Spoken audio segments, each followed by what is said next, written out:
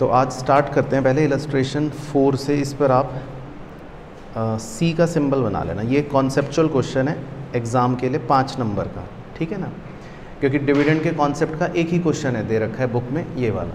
तो आप जब रिवाइज़ करोगे बाद में तो बस एक ये वाला क्वेश्चन करना, तो आपको रिवाइज़ हो जाएगा। तो इसमें लिखा है जी, due to inadequacy of profit during the year ended 31 March 2002 XYZ limited proposes to declare 10% dividend out of general reserve. तो एक कंपनी है वो कह रही है कि हम 10% डिविडेंड देना चाहते हैं अपने जनरल रिजर्व से। From the following particulars ascertain the amount that can be utilised from general reserve. तो क्वेश्चन पूछ रहा है कि आप बताओ कि कितना अमाउंट जनरल रिजर्व से यूटिलाइज किया जा सकता है according to the companies rules 2014। तो इसमें आपको रूल्स के मैंने 3 कंडीशंस लिखवाए थे, वो देखें एक बार दोबारा से ताकि रिफ़्रेश हो जाए। तो देखो आपको रूल्स में लिखवाई थी 3 बातें। नंबर 1 तो था कि जो रेट ऑफ डिविडेंड है वो एक्सीड नहीं करना चाहिए प्रीवियस 3 ईयर्स के एवरेज रेट से, है ना, वो हम देख लेंगे, चेक कर लेंगे। दूसरी कंडीशन थी कि जो भी टोटल अमाउंट हम प्रॉफिट्स में से विड्रॉ करने वाले हैं वो ज़्यादा नहीं होना चाहिए, किसका, 1/10 of paid up capital plus free reserve का, वो हम चेक कर लेंगे। और तीसरी थी कंडीशन कि विड्रॉ करने के बाद जो बैलेंस रिजर्व बचेगा, विड्रॉ करने के बाद जो बैलेंस रिजर्व बचेगा वो कम नहीं होना चाहिए 15% ऑफ पेड अप कैपिटल। तो हम ये 3 कंडीशन सेटिस्फाई मतलब चेक करेंगे। अगर तीनों सेटिस्फाई होंगी तभी कंपनी डिक्लेयर कर पाएगी डिविडेंड। अगर तीनों में से कोई एक भी सेटिस्फाई नहीं हुई तो फिर डिविडेंड डिक्लेयर नहीं होगा, है ना। तो ये हम अब इस क्वेश्चन में करके देखते हैं। चलो, तो अब क्या क्या जानकारियाँ दे रखी हैं एक बार देख लेते हैं। 17,500 9% preference shares of 100 each fully paid up. तो कंपनी के पास 9% वाले प्रेफरेंस शेयर्स हैं 17,50,000 के। 8 lakh equity shares of 10 each fully paid up. 8 lakh equity shares हैं 80 लाख के। तो ज्ञान के लिए बता देते हैं आपको, प्रेफरेंस शेयर कैपिटल है 17.5 लाख की, 80 लाख की है इक्विटी शेयर कैपिटल। तो अगर हमें कोई ये पूछे कि कंपनी की पेड अप कैपिटल कितनी है, तो कंपनी की पेड अप कैपिटल कितनी हो गई जी, 97,50,000। तो अभी आगे जाके जब कहीं पर भी पेड अप कैपिटल शब्द का इस्तेमाल करना होगा तो हम 97,50,000 ले लेंगे। जनरल रिज़र्व 1 अप्रैल वाले दिन है 25 लाख का, ये फ्री रिज़र्व है, इसमें से डिविडेंड दिया जा सकता है। और कैपिटल रिज़र्व एज ऑन 1 अप्रैल, क्या ये भी फ्री रिज़र्व है? नहीं, तो इसमें से डिविडेंड नहीं दिया जा सकता। रीवैल्यूएशन रिज़र्व, ये तो वैसे ही आपको पता है बेकार है, इसमें से भी डिविडेंड नहीं दिया जा सकता। तो यानी कि हमारे पास मुद्दे का सिर्फ जनरल रिज़र्व है जिससे हम डिविडेंड दे सकते हैं। बाकी लिखा है जी, net profit for the year ended 31 March 2002। इस साल हमने प्रॉफिट कमाया 3 लाख रुपए का, ठीक है। और average rate of dividend during the last 3 years, चलो एक चीज़ तो उसने बता दी, कह रहा है कि जो एवरेज रेट है डिविडेंड का लास्ट 3 ईयर्स में वो 12% है।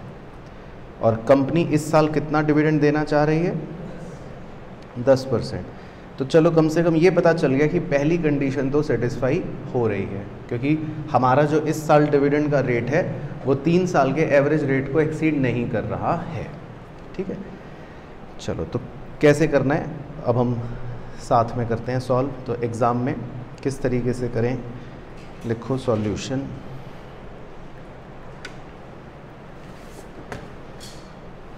तो सबसे पहले आप लिखो amount required by company for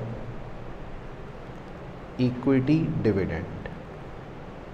अब कंपनी अपने इक्विटी शेयर्स को डिविडेंड डिक्लेयर करना चाहती है 10% का, तो सबसे पहले हम ये देख रहे हैं कि डिविडेंड के लिए कितने रुपए चाहिए, है ना, amount required by company for equity dividend. तो देखो, तो कंपनी प्रपोज कर रही है 10% डिविडेंड, है ना, और इक्विटी शेयर्स हमारे कितने रुपए के हैं, 80 लाख, 80 लाख रुपए के हैं।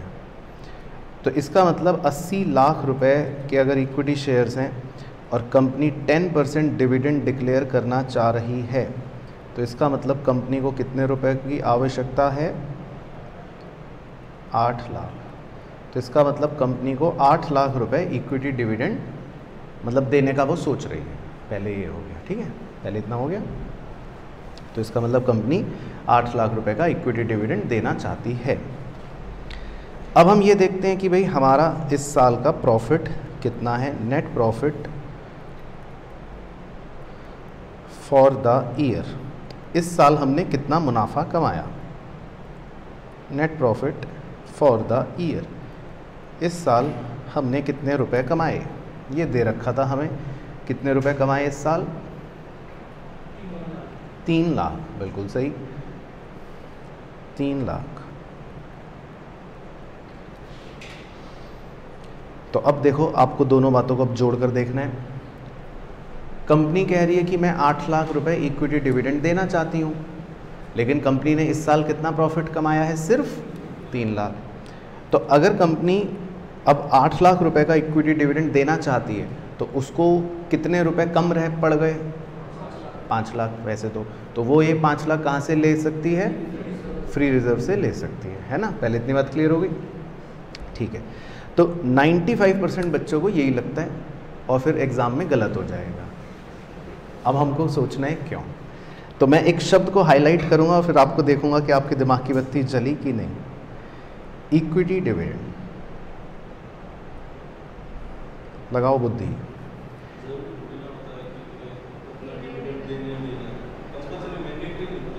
लेकिन अब तो क्वेश्चन ने बोल दिया कि देना है। हाँ, ये पॉइंट आपको याद रखना है, वेरी गुड। तो आपको सवाल में वो बोलेगा नहीं, वो तो इंतज़ार कर रहा है कि बच्चा गलती करे, भोला मासूम बच्चा कनिष्क की तरह। तो आपको लेकिन लॉ का नियम ध्यान रखना है कि अगर कंपनी इक्विटी वालों को डिविडेंड देने की बात कर रही है, तो पहले कंपनी को कौन सा डिविडेंड देना ही देना पड़ेगा, प्रेफरेंस डिविडेंड देना, है ना, क्योंकि इनको प्रेफरेंस मिला होता है ना, तो पहले इनको डिविडेंड देना ही देना पड़ेगा। तो ये पॉइंट ऐसा होता है जो हम इग्नोर कर जाते हैं या बच्चे भूल जाते हैं।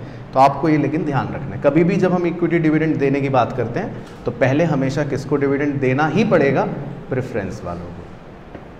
तो अब हम प्रेफरेंस वालों का डिविडेंड निकालते हैं कि भाई अगर 9% इनको डिविडेंड देना पड़े 17.5 लाख पर, तो आप ये कैलकुलेट करो एक बार, 157,500, 157,500, 157,500। तो देखो अब ध्यान से समझते हैं। इसका मतलब ये हो गया कि कंपनी जो है, कंपनी उसने 3 लाख रुपए इस साल प्रॉफिट कमाया, तो पहले तो उसको प्रेफरेंस डिविडेंड देना ही पड़ेगा। इस पे मैं सी का सिंबल बना देता हूँ, मतलब कंपलसरी, ये भूल नहीं सकते हम, ये छोड़ नहीं सकते हम। कितने रुपए देना पड़ेगा, 157,500, है ना, ये आपने निकाल लिया। ब्रैकेट में कैलकुलेशन दिखा देता हूँ, 9% ऑफ 17.5 लाख। तो अब जो प्रॉफिट बच गया बस, तो उसको मैं कह सकता हूं कि प्रॉफिट जो बच गया फॉर इक्विटी डिविडेंड, वो कितना बच गया, 142,500। तो अब हमको ये फिगर तक सही पहुंचना है। तो इसका मतलब हमारे पास जो प्रॉफिट बच गया इक्विटी डिविडेंड को देने के लिए, वो बच गया 142,500। तो पहले समझ आ गया आपको पॉइंट। तो मतलब इसको अगर मैं डायग्रामेटिकली समझाऊं, तो मान लेते हैं हमारे मटके में यानी कि नेट प्रॉफिट था 3 लाख रुपए का, लेकिन उसमें से कंपनी को पहले क्या पे करना पड़ेगा, प्रेफरेंस डिविडेंड। तो जो प्रॉफिट बच गया इक्विटी शेयर्स वालों के लिए या इक्विटी डिविडेंड के लिए, वो सिर्फ कितना बचेगा, 142,500, है ना। अब हम कितना इक्विटी डिविडेंड देना चाहते हैं? 8 लाख, लेकिन प्रॉफिट कितना अवेलेबल है? सिर्फ 142,500। तो अब हम सही कंक्लूजन पर पहुंचेंगे इसके नीचे, therefore amount required to be withdrawn from free reserves. इसका मतलब अब आप सही कंक्लूजन पर पहुंचोगे कि कितना अमाउंट हमें फ्री रिजर्व में से निकालना पड़ेगा। अब आप सही फिगर पे पहुंचोगे तो कितने निकालना पड़ेगा? 657,500, बिल्कुल सही। तो ये आंसर हम लिख लेते हैं 657,500। इसका मतलब हम फ्री रिजर्व में से 657,500 निकालना चाहते हैं। फिलहाल हम यहाँ तक पहुँचे हैं। तो हमने आधा क्वेश्चन मतलब अब सॉल्व करा है कि हम इसका मतलब फ्री रिजर्व से 657,500 निकालना चाहते हैं। तो क्लियर हो गया पॉइंट? तो पहला पार्ट जो था क्वेश्चन का वो उसका यही था, है ना। देखो क्वेश्चन पढ़ो, थर्ड लाइन पढ़ो। थर्ड लाइन में क्या लिखा है? Ascertain the amount that can be utilised from general reserve according to the rules. तो मतलब पहला हमने ये निकाल लिया कि इसका मतलब हम कितने रुपए जनरल रिजर्व से यूज़ करना चाहते हैं? 657,500, है ना। अब हम 3 कंडीशंस चेक करेंगे उसके नीचे कि क्या ये हो सकता है या नहीं। तो अब इसके नीचे लिख लेते हैं हम कि whether the company can withdraw this amount और not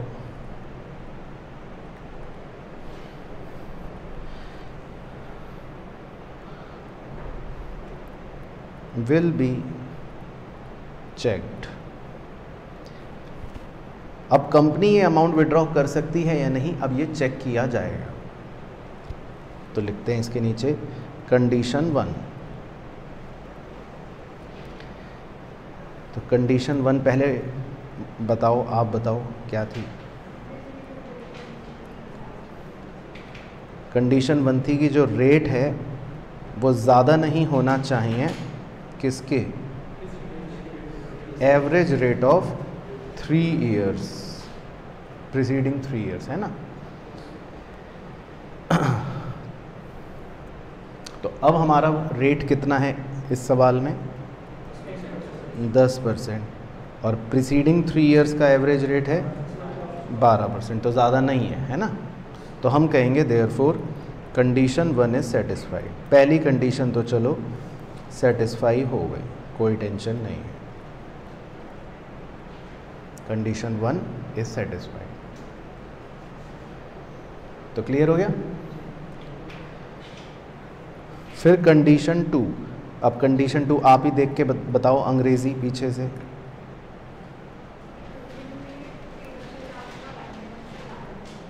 amount withdrawn shall not exceed 1/10 of paid up capital plus free reserve। Very good. तो ये पहले आप पूरा चेप लो।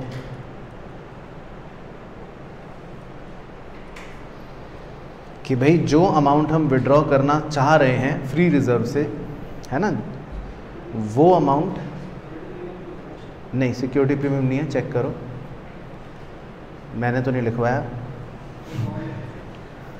लॉ में तो मैंने पढ़ा ही नहीं ना लॉ।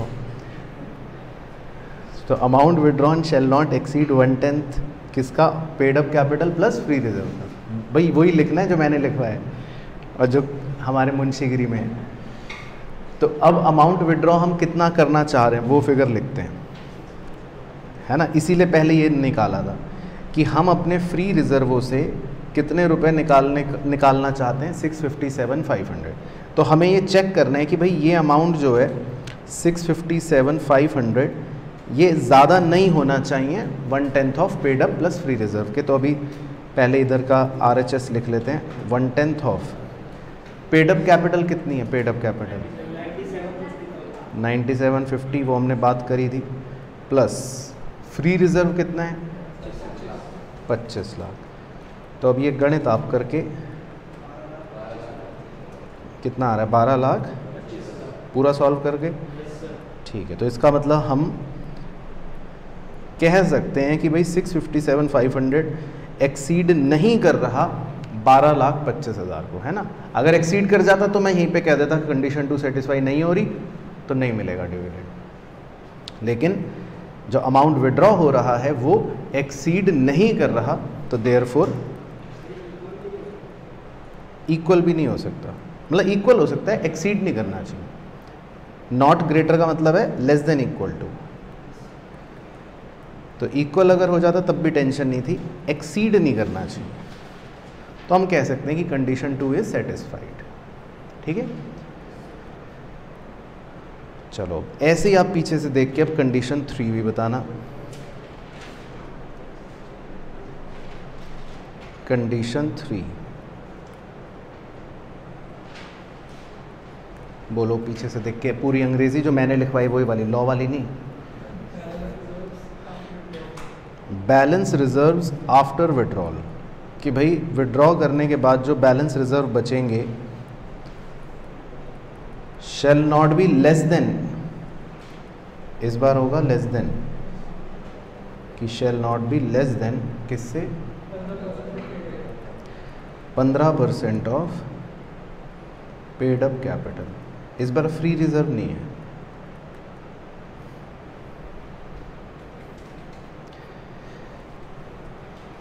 तो पहले तो ये देखते हैं कि बैलेंस रिजर्व कितना बचेगा विड्रॉ करने के बाद। तो देखो हमारा 25 लाख का फ्री रिजर्व था और हम कितना विड्रॉ करना चाह रहे हैं, 657,500। तो ये तो LHS में लिख लो, RHS में लिख लेते हैं 15% ऑफ पेड अप कैपिटल, मतलब 97,50,000। तो LHS में तो आ रहा है 18,42,500 और RHS में 14,62,500।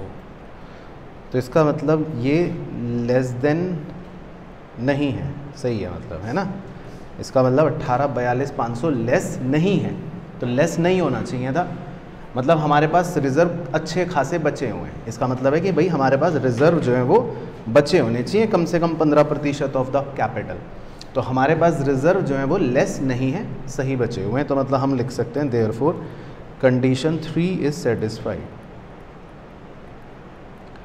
तो जब तीनों कंडीशन सेटिस्फाई होगी तब हम कहेंगे कि भाई कॉन्क्लूजन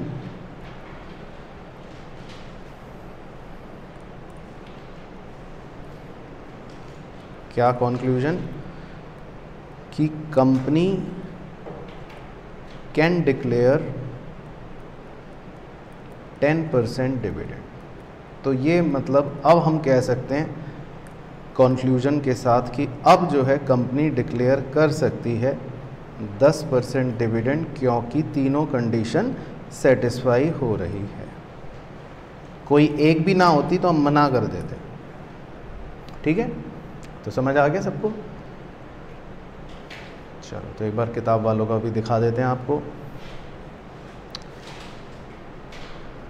तो पहले तो उन्होंने वो ही निकाला कि कितने रुपए रिजर्व से चाहिए, है ना, और फिर कंडीशन 1, 2, 3 सॉल्व करके उन्होंने भी कह दिया कि भाई हाँ ठीक है, तीनों सेटिस्फाई हैं तो कंपनी विड्रॉ कर सकती है। ठीक है, तो आप लेकिन एग्ज़ाम में जैसे मैंने करवाया वैसे प्रेजेंट करना, क्योंकि कौन सी प्रेजेंटेशन ज़्यादा अच्छी है, हमारी वाली, है ना। तो प्रेजेंटेशन जो है वो आपको हमेशा बेस्ट करनी है एग्ज़ाम में, ये ध्यान रखना है। ऐसा नहीं है कि जो ICI दे रहा है वो बेस्ट दे रहा है, ICI तो सॉल्व करके देता है, लेकिन आप उसको और बेस्ट कर सकते हो अपने हिसाब से, है ना। तो हमने जब कंडीशन सेटिस्फाई करी तो हमने उसको मैथमेटिकली दिखा कर करी, ना कि रादर देन पैराग्राफ में लिख कर करी। तो हाँ बिल्कुल, है ना। तो हमारा मतलब ये है कि प्रेजेंटेशन अच्छा रहना चाहिए, बाकी आंसर जो है वो एंड में सेम ही आ जाएगा, है ना। चलो तो ये था बस एक डिविडेंड का यही एक क्वेश्चन था, तो आपको यही एक क्वेश्चन करने का है। चलो अब आप फ्रेश पेज पर आ जाना। अब हम एक अगले कॉन्सेप्ट की तरफ बढ़ते हैं। चलो तो एक बार अब आप यहाँ देखो कि जब आपको चैप्टर में यूनिट की शुरुआत में क्या बताया था कि इसमें हमारी 3 चीज़ें हैं। एक तो है डिविडेंड 5 नंबर का, ये हो गया इलस्ट्रेशन 4। एक है मैनेजरियल रेम्यूनरेशन, ये हो गया इलस्ट्रेशन 1 2 3। अब जितने बाकी क्वेश्चंस हैं वो होंगे हमारे statement of P&L and balance sheet के, मतलब जिसमें हमें फाइनेंशियल स्टेटमेंट कंप्लीट बनाना है। तो पहले हम इसका कॉन्सेप्ट लिख लेते हैं कि भाई बैलेंस शीट और स्टेटमेंट ऑफ P&L कैसे बनता है, फिर उसका एक क्वेश्चन करके देख लेंगे, ठीक है ना। चलो तो आप फ्रेश पेज पर लिखना पार्ट 1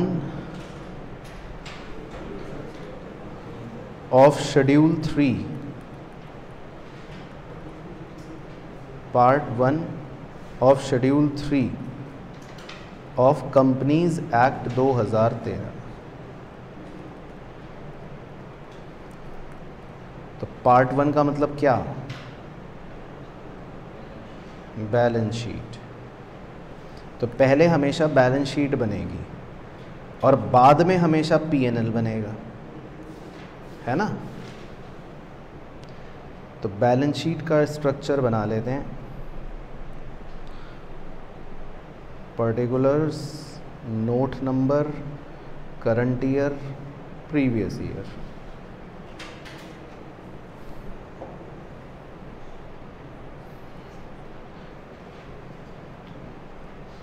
तो particulars, note number, current year और प्रीवियस ईयर। तो वैसे तो ये सेम चीज़ आपके क्लास 12th में थी, लेकिन तब आप ढंग से नहीं पढ़ते थे, क्योंकि तब आपको पता था 3 नंबर के लिए बस हेडिंग सब हेडिंग रट के गए और काम हो गया। फिर ये CA फाउंडेशन में भी थी, उसमें तो आपने बिल्कुल ही नहीं पढ़ी होती, क्योंकि उसमें आपका फोकस होता है कि भाई शेयर का एक क्वेश्चन आएगा बड़ा वाला, हम वो करेंगे। लेकिन अब आपको इससे छुटकारा नहीं मिलेगा। अब ये कंपलसरी क्वेश्चन इस बार आएगा और ये ग्रेजुएशन में भी आता है, उसमें भी 15 नंबर का आएगा, है ना। तो अब आपको तमीज़ से पढ़ना पड़ेगा। चलो तो ठीक है सर। तो खैर बैलेंस शीट रहेगी वही जो पहले थी, है ना, चेंज कुछ नहीं है। तो इसमें जो सबसे पहली मेन हेडिंग होती है उसका नाम होता है इक्विटी एंड लायबिलिटीज़। तो पहले हम सारी अपनी मतलब इक्विटीज़ एंड लायबिलिटीज़ जो हैं उन्हें को शो करते हैं। तो इसके अंदर हमारा पहला मेन हेड होता है शेयर होल्डर्स फंड, यानी मालिकों का पैसा, share holders fund. Share holders fund हमेशा 3 चीज़ों से मिलकर बनता है, तो इन 3 को कहते हैं सब हेड्स। पहला तो होता है जी शेयर कैपिटल, है ना। ये आपको पता ही है, शेयर कैपिटल में 2 तरह की शेयर कैपिटल आती है, इक्विटी शेयर कैपिटल और प्रेफरेंस शेयर कैपिटल, है ना। तो इसमें कोई दिक्कत नहीं है। दूसरा होता है रिजर्व एंड सरप्लस। इसमें आपके हर तरह के रिजर्व आ जाते हैं, हर तरह के जो भी आपने प्रॉफिट कमाया इस साल, general reserve, capital reserve, debenture redemption reserve, capital redemption reserve, मतलब कोई भी रिजर्व होगा वो इसमें आ जाएगा। और तीसरा होता है money received against share warrants. Money received against share warrants जो है ये आपको डायरेक्टली गिवन होगा, अगर होगा तो। इसका मतलब भी एक तरह से शेयर कैपिटल ही होता है, लेकिन फ़र्क सिर्फ इतना होता है कि जब हम शेयर्स इशू करते हैं तो फिर शेयर सर्टिफिकेट देते हैं, उसमें नाम लिखा होगा कि भाई इतने शेयर्स हमने मिस्टर रोहित को दिए।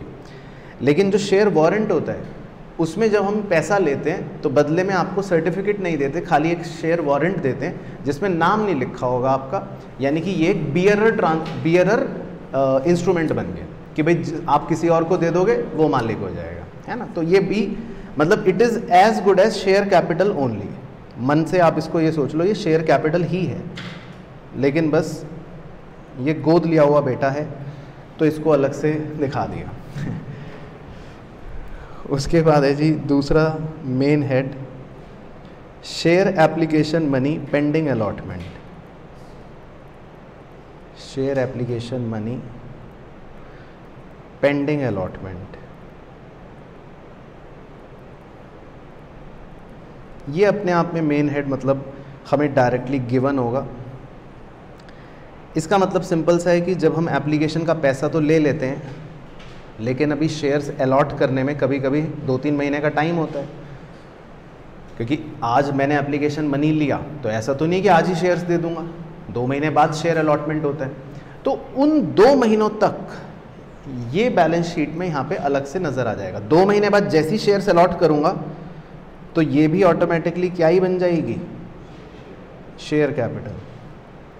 तो ये समझ लो कि ये एक तरह से माँ के पेट में एक बच्चा है, हाँ ऐसा समझ लो, जैसे ये पैदा होगा वैसे ये मतलब क्या बन जाएगा, शेयर कैपिटल। तो 1-2 महीने के लिए इसको अलग से दिखा देते हैं कि भाई share application money pending allotment, लेकिन जैसे ही शेयर अलॉट हुए तो वैसे ही यहाँ से हट के ये भी क्या बन जाएगी, शेयर कैपिटल बन जाएगी। हाँ, कि मान लो मैंने 29 मार्च को एप्लीकेशन मनी तो रिसीव कर लिया, अब अलॉटमेंट होगी अगले फाइनेंशियल ईयर में, तो तब तक के लिए बैलेंस शीट में मैं इसको अलग शो कर दूँगा, और जैसे ही अलॉट कर दूंगा शेयर तो ये हट जाएगा। हाँ, तो मतलब ये बेसिकली आपको डायरेक्टली दिया होगा, अगर दिया होगा तो, नहीं तो आमतौर पे नहीं होता।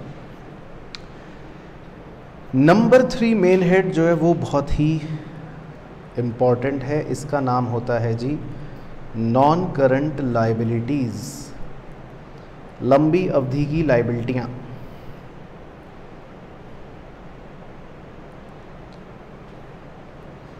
तो इसके नीचे आप 5 लाइन छोड़ दो,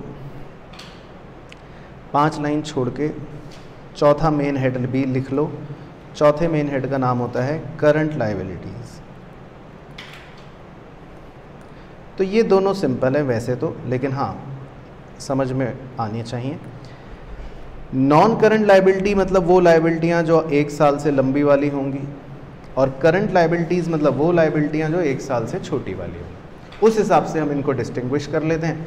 बाकी इनके अंदर देखो क्या क्या सब हेड्स होते हैं। लॉन्ग टर्म बोरोइंग्स, लंबी अवधि के लिए आपने पैसा बोरो करा तो लॉन्ग टर्म बोरोइंग। इसमें आमतौर पे क्या आते हैं, आगे लिख सकते हो, जैसे हो गए डिबेंचर्स, है ना। लेकिन अगर आपने छोटी अवधि के लिए बोरो करा, शॉर्ट टर्म बोरोइंग्स, तो वो किस में आ जाएगा, करंट लाइबिलिटीज़ में। तो शॉर्ट टर्म बोरिंग्स आ जाएगा आपका करंट लाइबिलिटीज़ में। कोई छोटी मोटी बोरिंग्स हो सकती हैं कि आपने मान लेते हैं कोई कैश क्रेडिट ले लिया, है ना, 3 महीने का, या बैंक ओवरड्राफ्ट हो गया, कोई हो सकता है इस तरह की कोई बोरिंग छोटी मोटी हो। इसी तरह नॉन करंट लाइबिलिटी में बी, डेफर्ड टैक्स लाइबिलिटी।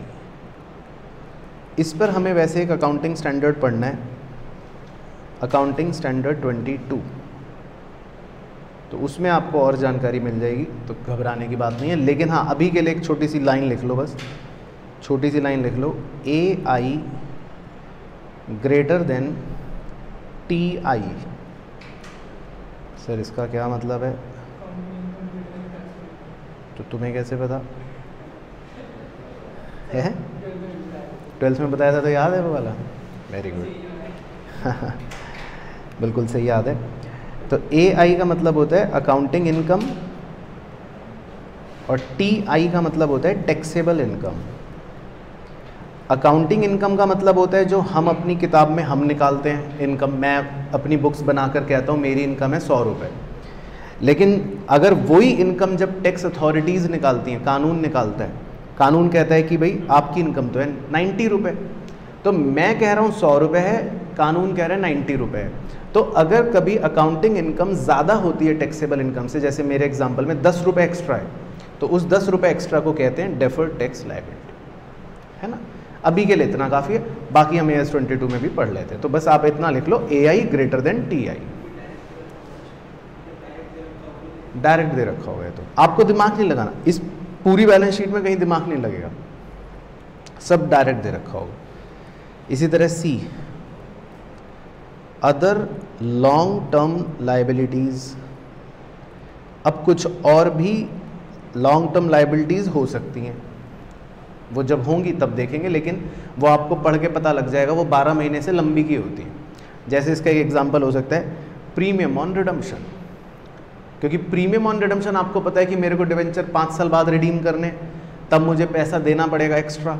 तो ये एक प्रीमियम ऑन रिडम्पशन को हम कह देते हैं कभी कभी कि भाई ये लंबे समय की अदर लाइबिलिटी है।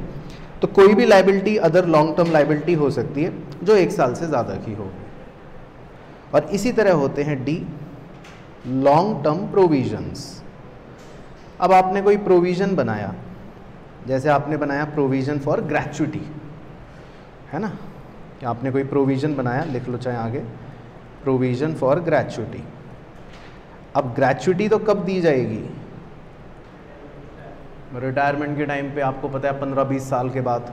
तो अब आप कोई ऐसा प्रोविज़न बना रहे हो इतनी लंबी अवधि का, आपको पता है तो बहुत समय बाद देना है, तो ये लॉन्ग टर्म प्रोविज़न हो जाएगा। इसी तरह करंट लाइबिलिटीज़ में देखो बी, ट्रेड पेबल्स। तो ट्रेड पेबल्स से तो आप जब छोटे थे तब से खेलते आ रहे हो, क्लास 11 से। ट्रेड पेबल्स का मतलब हो गया आपके क्रेडिटर्स और प्लस बिल्स पेबल, तो ये आपके होते हैं ट्रेड पेबल्स, है ना। ये तो आपको पता ही है करंट लाइबिलिटी है। इसके अलावा अदर करंट लाइबिलिटीज़, कुछ और भी आपकी करंट लाइबिलिटीज़ हो सकती हैं। ये भी आप बचपन में देखते थे, जैसे मान लेते हैं आउटस्टैंडिंग एक्सपेंस,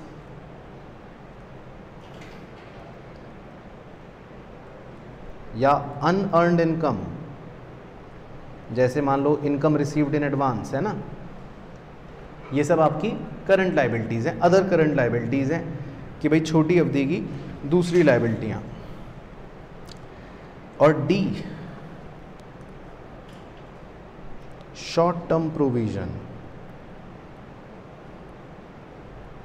भाई छोटे मोटे शॉर्ट टर्म प्रोविजंस, जैसे प्रोविज़न फॉर टैक्स या प्रोविज़न फॉर डाउटफुल डेट्स, कोई भी जो आपको पता है 3 महीने, 4 महीने, 5 महीने के लिए आपने प्रोविज़न बनाया। तो बेसिकली ये सारा ताम झाम हो गया टोटल आपकी लाइबिलिटियों का।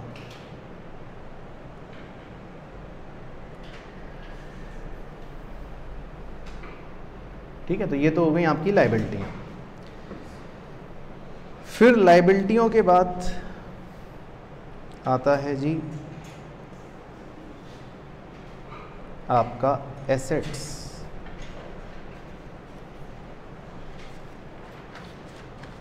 तो ये हमारा दूसरा मेन हेड है एसेट्स। तो एसेट्स आप आसान है आपके लिए, क्योंकि एसेट्स में खाली 2 ही मेन हेड होते हैं।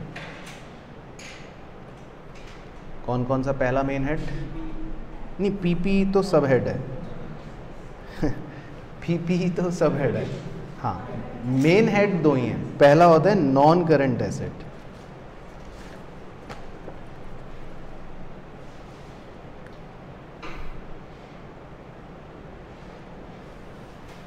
तो नॉन करंट एसेट आपको पता ही है। तो इसमें एसेट में मुझे कुछ समझाने की ज़रूरत नहीं है। इसमें पहला सब हेड है A, PPE, property plant and equipment, है ना। इस पर हालांकि हम एएस पढ़ेंगे तो आपको समझ आ जाएगा पीपीई। अब ये अकेला ऐसा सब हेड है जिसके अपने अंदर सब हेड्स हैं, मतलब इसके अपने अंदर भी सब हेड्स हैं 4। नहीं तो कोई भी सब हेड ऐसा नहीं है जिसके अपने अंदर कोई सब हेड्स हों। तो ये अकेला ऐसा सब हेड है पीपीई जिसके अपने अंदर भी 4 तरह के सब हेड्स हैं, क्योंकि पीपीई जो है वो 4 तरह का हो सकता है। तो पहला होता है जी टेंजिबल एसेट्स, तो ये तो आपको पता ही है, नो टेंशन। दूसरे होते हैं इंटेंजिबल एसेट्स, ये भी आपको पता ही है, नो टेंशन। अब तीसरा वाले में टेंशन। तीसरा होता है कैपिटल वर्क इन प्रोग्रेस, ये क्या है? अब हाँ, अब आप कोई बिल्डिंग बना रहे हो मान लो, लेकिन अभी वो पूरी कंस्ट्रक्ट नहीं हुई। देखो बिल्डिंग अगर पूरी बन जाएगी, ये रही देखो पूरी बिल्डिंग तैयार हो गई, तो आप उसको क्या कह दोगे? Tangible asset. लेकिन अगर अभी बिल्डिंग पूरी नहीं बनी, अधूरी है, लेकिन है तो एसेट ही आपका, ये तो नहीं है कि इसको छोड़ दोगे, तो ये होगा कैपिटल वर्क इन प्रोग्रेस। तो जब ये पूरी कंप्लीट हो जाएगी तो फिर ये ऊपर चली जाएगी। और इसी तरह नंबर 4 होता है, इसका नाम है intangible asset under development, intangible asset under development. तो इसमें भी बेसिकली वो सेम कहानी है जो इंटेंजिबल एसेट के लिए, कि मान लो आप कोई फॉर्मूला बना रहे हो,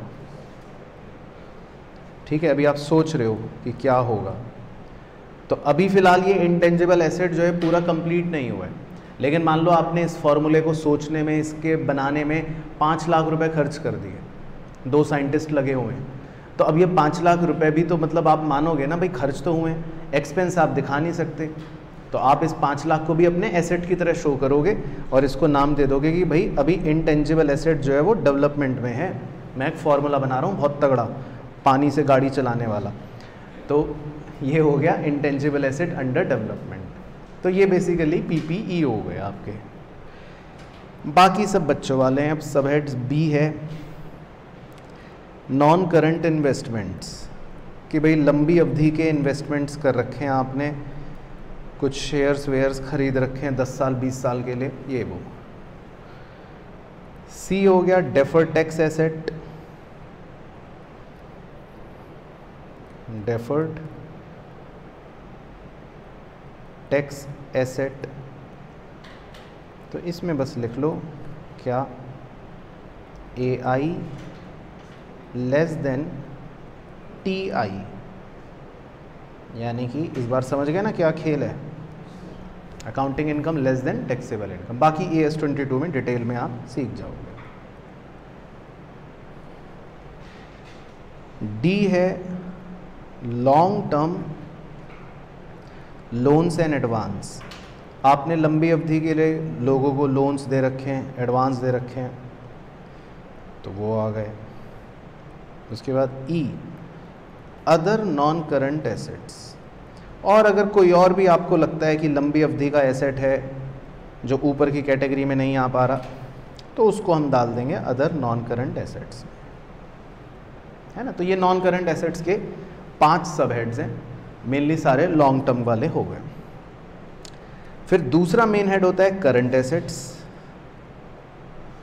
तो करंट एसेट्स भी आपको ऑलमोस्ट पता ही हैं। तो करंट एसेट्स में कितने सब हेड्स होते हैं? 6, ABCDEF, 6 सब हेड्स होते हैं। हाँ, बस फिर टोटल आ जाएगा, टोटल आपका मैच हो जाएगा। तो करंट एसेट्स के सब हेड्स लिख लेते हैं। पहला है जी करंट इन्वेस्टमेंट, यानी कोई छोटी अवधि का आपने निवेश कर रखा है, 3 महीने 6 महीने के लिए, है ना, करंट इन्वेस्टमेंट। जैसे लिख सकते हो आप डैश डाल के, इनको कहते हैं मार्केटेबल सिक्योरिटीज़।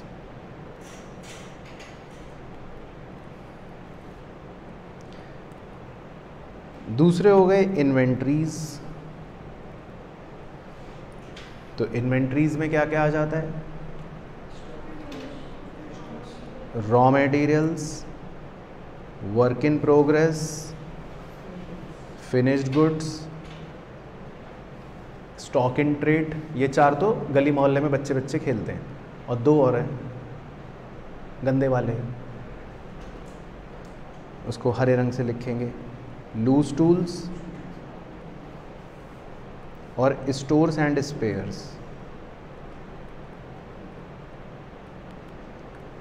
तो बताओ इन्हें गंदा वाला क्यों कहते हैं?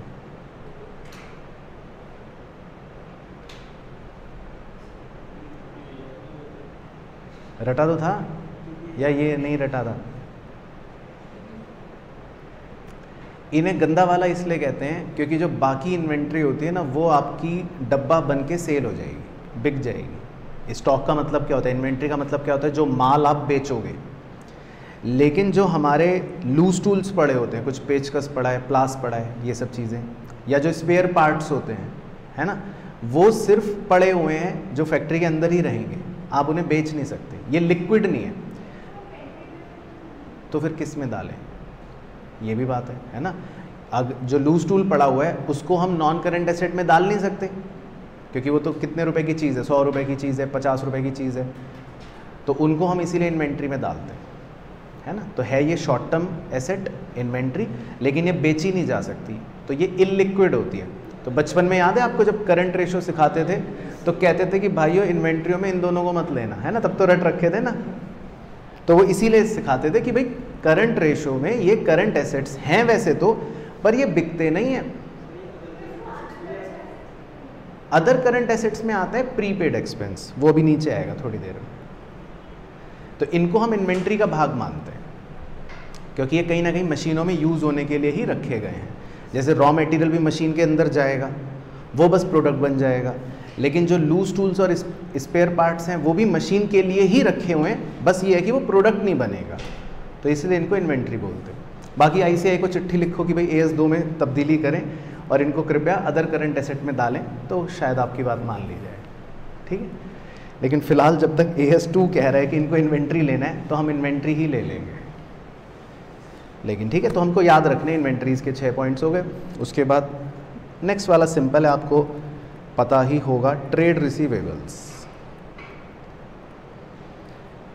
तो ट्रेड रिसीवेबल्स का मतलब तो हो गया जी डेटर्स प्लस बिल्स रिसीवेबल, है ना, वो तो एक सिंपल कहानी है।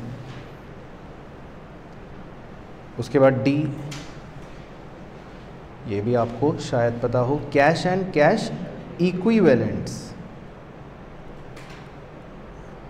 इसका मतलब है इसमें क्या आता है, कैश इन हैंड, आपके गले में कितने रुपए हैं, और कैश एट बैंक, आपके बैंक में कितने रुपए हैं।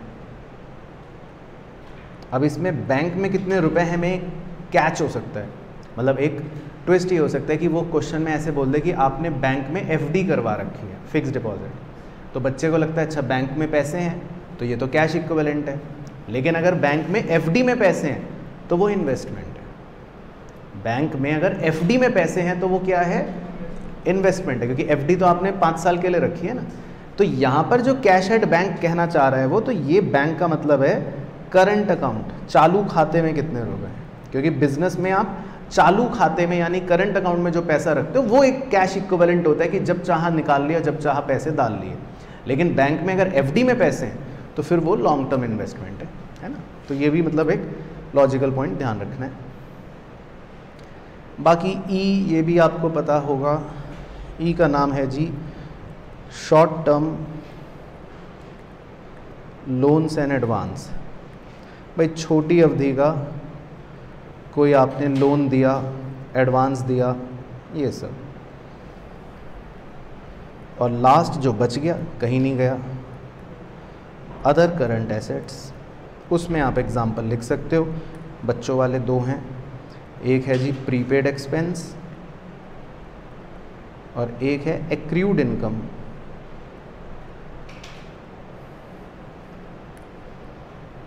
मतलब ये सब चीज़ें बेसिकली फिर एसेट्स। तो मतलब सारे एसेट्स आपके इस तरह से आ जाएंगे और फिर टोटल मैच हो जाएगा, ठीक है। अब जैसे ये ख़त्म होता है, जैसे ये ख़त्म होता है, इसके ख़त्म होते ही वर्किंग नोट्स या नोट्स नहीं आते, इसके ख़त्म होते ही तुरंत प्रभाव से शुरू हो जाता है part 2 of schedule 3 of companies act 2013। यानी कि पार्ट 2 बोले तो क्या, स्टेटमेंट ऑफ P&L। तो अगर आपके नीचे जगह है तो नीचे बना लो, नहीं तो चाहे आप नए पेज पर ही बना लो।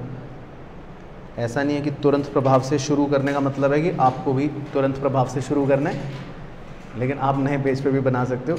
लेकिन वैसे हमारे मतलब आंसर में सीधा बैलेंस शीट के नीचे P&L आएगा, नोट्स नहीं आएंगे, नोट्स P&L के बाद आते हैं, दोनों के साथ में।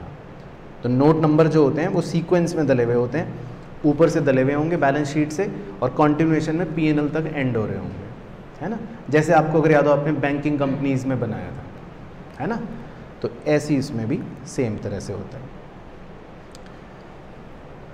तो स्टेटमेंट ऑफ P&L का बना लेते हैं format, particulars, note number, current year और प्रीवियस ईयर।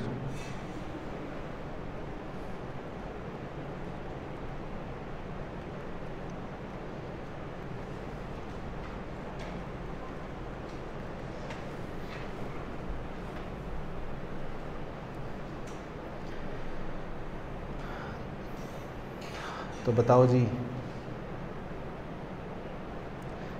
सबसे पहले क्या? रेवेन्यू फ्रॉम ऑपरेशंस, RFO बच्चे रटते थे। सबसे पहले हम क्या लिखते हैं ऊपर? RFO, revenue from operation. इसकी बिजनेस में टर्मिनोलॉजी होती है टॉप लाइन। सुना है आपने कभी टॉप लाइन? नहीं सुना होगा, ये बिजनेस टर्म है। तो अभी जब आप थोड़ा न्यूज़ वगैरह सुनोगे आगे चल के, या जब ट्रेनिंग पे जाओगे, तब ये शायद सुनने को आपको ज़्यादा मिलेगी। इसको बोलते हैं टॉप लाइन।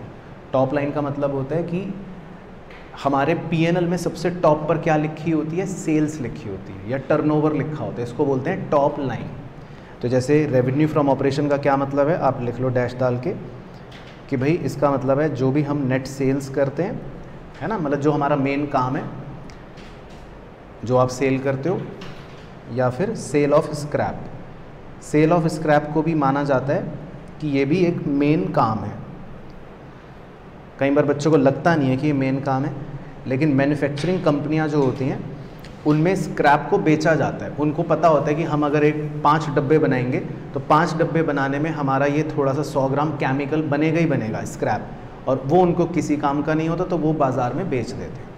तो जब हम कोई चीज़ सेल करते हैं तो सेल को बोलते हैं RFO, है ना। तो अब इसको टॉप लाइन इसलिए बोलते हैं, तो ऐसी नॉलेज के लिए बता देता हूँ कि जैसे मान लो मैंने 1 करोड़ रुपए की सेल करी, तो इसको बोलते हैं टॉप लाइन। ये तो मेरी क्या है? सेल है। लेकिन जब इसके नीचे अब खर्चे आएंगे, खर्चे आएंगे, खर्चे आएंगे, खर्चे आएंगे, वो सारे खर्चे होते होते होते हवाते एंड में क्या बचेगा? प्रॉफिट। एंड में क्या बचेगा? प्रॉफिट। तो पता चला मैंने 99,999,999 रुपये खर्च कर रखे हैं, तो प्रॉफिट कितना बच रहा है? 1 रुपये। तो इसको बोलते हैं बॉटम लाइन। तो बिजनेस में, या अभी शार्क टैंक वार्क टैंक देखोगे अगर कभी गलती से डीपली, तो ये टर्म बोले जाते हैं टॉप लाइन, बॉटम लाइन। या फिर जब आप बिजनेस बैलेंस शीटें देखोगे, तो जब ट्रेनिंग पे जाओगे तो आपका बॉस आपसे पूछ सकता है कि भाई इसकी टॉप लाइन कितनी है, इसका बॉटम लाइन कितना है। तो बहुत सी कंपनियां ऐसी होंगी जिनकी टॉप लाइन तो ज़्यादा होगी। अब मान लो एक दूसरी कंपनी है, उसकी टॉप लाइन है सिर्फ 10,000, लेकिन उसके खर्चे जो हैं वो हैं सिर्फ 1,000 के, तो उसका प्रॉफिट कितना आ रहा है? 9,000।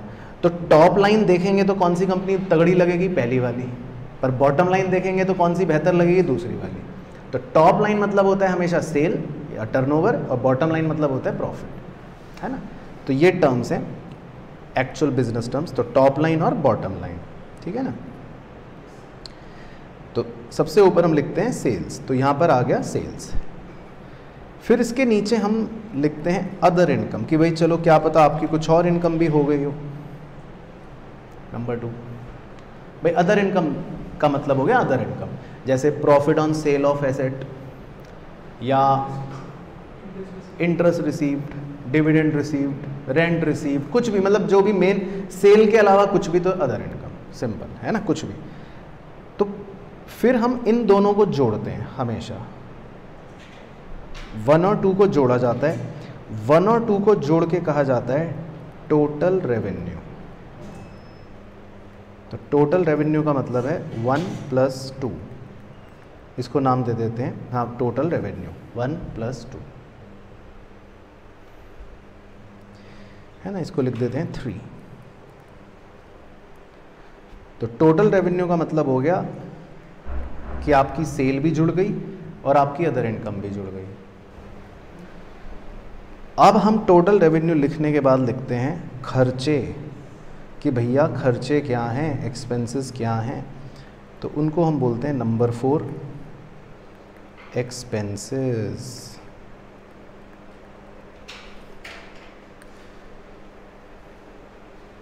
तो एक्सपेंसेस में आपके 7 तरह के एक्सपेंसेस आते हैं ऑर्डर वाइज, है ना। तो वो लिखते हैं हम। ए, सबसे पहला आता है cost of material consumed, cost of material consumed. तो कॉस्ट ऑफ मटेरियल कंज्यूम का मतलब बताओ? कितना रॉ मटेरियल हमने कंज्यूम कर लिया। तो इसका फॉर्मूला होता है, लिख लो, ओपनिंग रॉ मटेरियल नहीं plus purchase of raw material minus closing raw material, है ना। यहाँ यही बोला, हाँ यही होता है, मतलब opening raw material plus purchase of raw material. भाई आपके पास ओपनिंग में जितना भी रॉ मटेरियल है, फिर आपने और खरीद लिया, तो उसमें से क्लोजिंग में जो बचा है वो घटा दोगे तो हमें पता लग जाएगा कि हमने कितना रॉ मटेरियल कंज्यूम कर लिया। तो ये एक मैथमेटिकल फॉर्मूला बन गया, opening raw material plus purchase of raw material minus closing raw material. उसके बाद बी में होता है purchase of stock in trade. ये हमें डायरेक्टली गिवन होता है कि भाई आपने अगर सीधा कोई स्टॉक खरीद ही लिया तो वो भाई परचेज हो गई, जिसको बचपन में आप ट्रेडिंग अकाउंट में लिखते थे ना परचेज, तो ये वो परचेज है कि आपने कुछ सामान सीधा खरीद लिया, परचेज। सी सबसे इंपॉर्टेंट पॉइंट है, change in inventory of finished goods comma WIP comma stock in trade. तो तीनों को मैं ब्लू हाईलाइट कर रहा हूँ, फिनिश्ड गुड्स, WIP और स्टॉक इन ट्रेड। तो हमारी 4 तरह की इन्वेंट्री होती है वैसे तो, मेन वाली, गंदी वाली तो मैंने मना ही कर दी थी, बेकार है। 4 इन्वेंट्री होती हैं, एक होती है रॉ मटेरियल, एक होता है वर्क इन प्रोग्रेस, एक होता है फिनिश्ड गुड्स और एक होता है स्टॉक इन ट्रेड। तो अब देखो, जो पहली वाली है रॉ मटेरियल, उसको छुपा दिया मैंने, क्योंकि रॉ मटेरियल जो है वो पहले खर्चे में ऑलरेडी चला जाता है। अब बची मेरी कितनी, बाकी 3 इन्वेंट्रियाँ, कौन कौन सी, work in progress, finished goods और स्टॉक इन ट्रेड, वो तीनों यहाँ पे कवर होती हैं। तो उन तीनों में हमने कितना चेंज करा वो निकालना है। तो इन तीनों का चेंज कैसे निकालेंगे, वही ऊपर वाले की तरह, ओपनिंग माइनस क्लोजिंग। अब इनका कोई परचेज नहीं होता, इसीलिए यहाँ पर परचेज मिसिंग है, क्योंकि आप वर्क इन प्रोग्रेस परचेज नहीं करते, आप फिनिश्ड गुड्स परचेज नहीं करते, वो तो बनते हैं। सर स्टॉक इन ट्रेड तो करते हैं, तो वो बी में आ गया अलग से, है ना। तो इसीलिए यहाँ पर जब हम चेंज निकालते हैं इन्वेंट्री का, तो बस हमारा सीधा फॉर्मूला होता है ओपनिंग माइनस क्लोजिंग, क्योंकि इन इन्वेंट्रियों का हम परचेज नहीं करते कुछ। आप फिनिश्ड गुड्स परचेज नहीं करोगे, आप वर्क इन प्रोग्रेस परचेज नहीं करोगे, आप स्टॉक इन ट्रेड परचेज अगर करोगे वो अलग से बी में लिख लिया। तो यहाँ पर चेंज इन इन्वेंट्री हम कैसे निकालते हैं, सीधा ओपनिंग माइनस क्लोजिंग। उसके बाद डी, ये सिंपल है जी, एम्प्लॉयज़ बेनिफिट एक्सपेंस। ये तो नाम से ही समझ जाना, एग्ज़ाम के अंदर भी कोई भी खर्चा जो आपको सीधा शक्ल से लग रहा है भाई ये तो हमने एम्प्लॉय के लिए करा है, वो सब इसमें चिपका देना। Salary, wages, bonus, staff welfare etcetera etcetera, मतलब कुछ भी जो जैसी शक्ल से लगे तो एम्प्लॉय को दिया है वो यहाँ आ जाएगा सब, मतलब जो एक्सपेंस होगा, जो भी एम्प्लॉय को एक्सपेंस दिया होगा। E, finance cost. Finance cost mainly होता है जब आप पैसा रेज करते हो कंपनी में, तो उसको रेज करने के बदले में कुछ खर्चा होता है। जैसे आपने लोन लिया, पैसा बोरो करा, तो आप इंटरेस्ट दोगे, तो मेनली तो फाइनेंस कॉस्ट का मतलब ही होता है इंटरेस्ट पेड। या कभी कभी आप शेयर्स इशू करते हो, तो शेयर्स इशू करने के टाइम पे अंडरराइटिंग कमीशन हो सकता है, तो वो भी फाइनेंस कॉस्ट। तो फाइनेंस कॉस्ट मतलब इस तरह की कॉस्ट। इंटरेस्ट पेड लिख लो, मेन तो यही होता है इंटरेस्ट पेड। फ्लोटिंग कॉस्ट भी आ जाएगी, प्रोस्पेक्टस का खर्चा, प्रिलिमिनरी एक्सपेंस, है ना। तो वो ये सब फाइनेंस कॉस्ट होती है। उसके बाद एफ, तो फ्लोटिंग कॉस्ट तक पहुंच गए मतलब है कॉस्टिंग में। अच्छा, उससे आगे हो गए, क्योंकि फ्लोटिंग कॉस्ट बाजार में सीए इंटर से पहले बच्चा बोलता नहीं है जब तक कॉस्टिंग में वो पढ़ नहीं ले। फ्लोटिंग कॉस्ट, फ्लोटिंग कॉस्ट था, फ्लोटिंग कॉस्ट फ्लोटिंग कॉस्ट तो नहीं होना चाहिए मेरे हिसाब से, इको में होगा कहीं कोने में, टर्म होगा। अच्छा ठीक है, टर्म होगा, लेकिन अब तो आप उसके प्रैक्टिकल करते होंगे ना प्रॉपर। हाँ चलो ठीक है। एफ खर्चा सिंपल है, वो हमें पता है, डेप्रीसिएशन एंड अमोर्टाइजेशन, तो ये तो कोई समझाने वाला खर्चा है ही नहीं है, तो डायरेक्ट एक सीधा डेप्रीसिएशन है। और जी जो बच गए अदर एक्सपेंसेस, तो ये हमारे सारे खर्चे आ जाएंगे और इन खर्चों को हम यहाँ पर जोड़ देंगे। और क्या, आपको ये सोचना है कि भाई जो शुरू के 6 में नहीं आ पाया, अब जैसे कैरेज इनवर्ड है, कहाँ जाएगा, carriage outward, printing and stationery, तो बहुत सिंपल है, इसमें जो ऊपर के 6 में नहीं आ सकता वो अदर। तो यहां तक हम सारे खर्चे जोड़ लेते हैं नंबर 4 पे।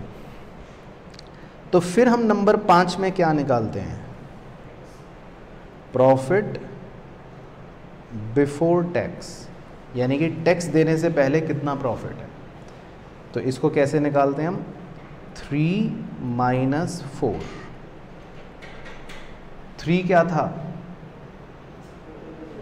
टोटल रेवेन्यू, और 4 क्या था, एक्सपेंस। तो भाई सिंपल मैथमेटिक्स है, टोटल रेवेन्यू में से एक्सपेंस घटा दिए सारे, तो ये आ गया आपका प्रॉफिट बिफोर टैक्स। और बस फिर उसके नीचे लेस क्या, टैक्स, फिर सरकार आपसे टैक्स ले लेगी, तो फिर जो फाइनल बचेगा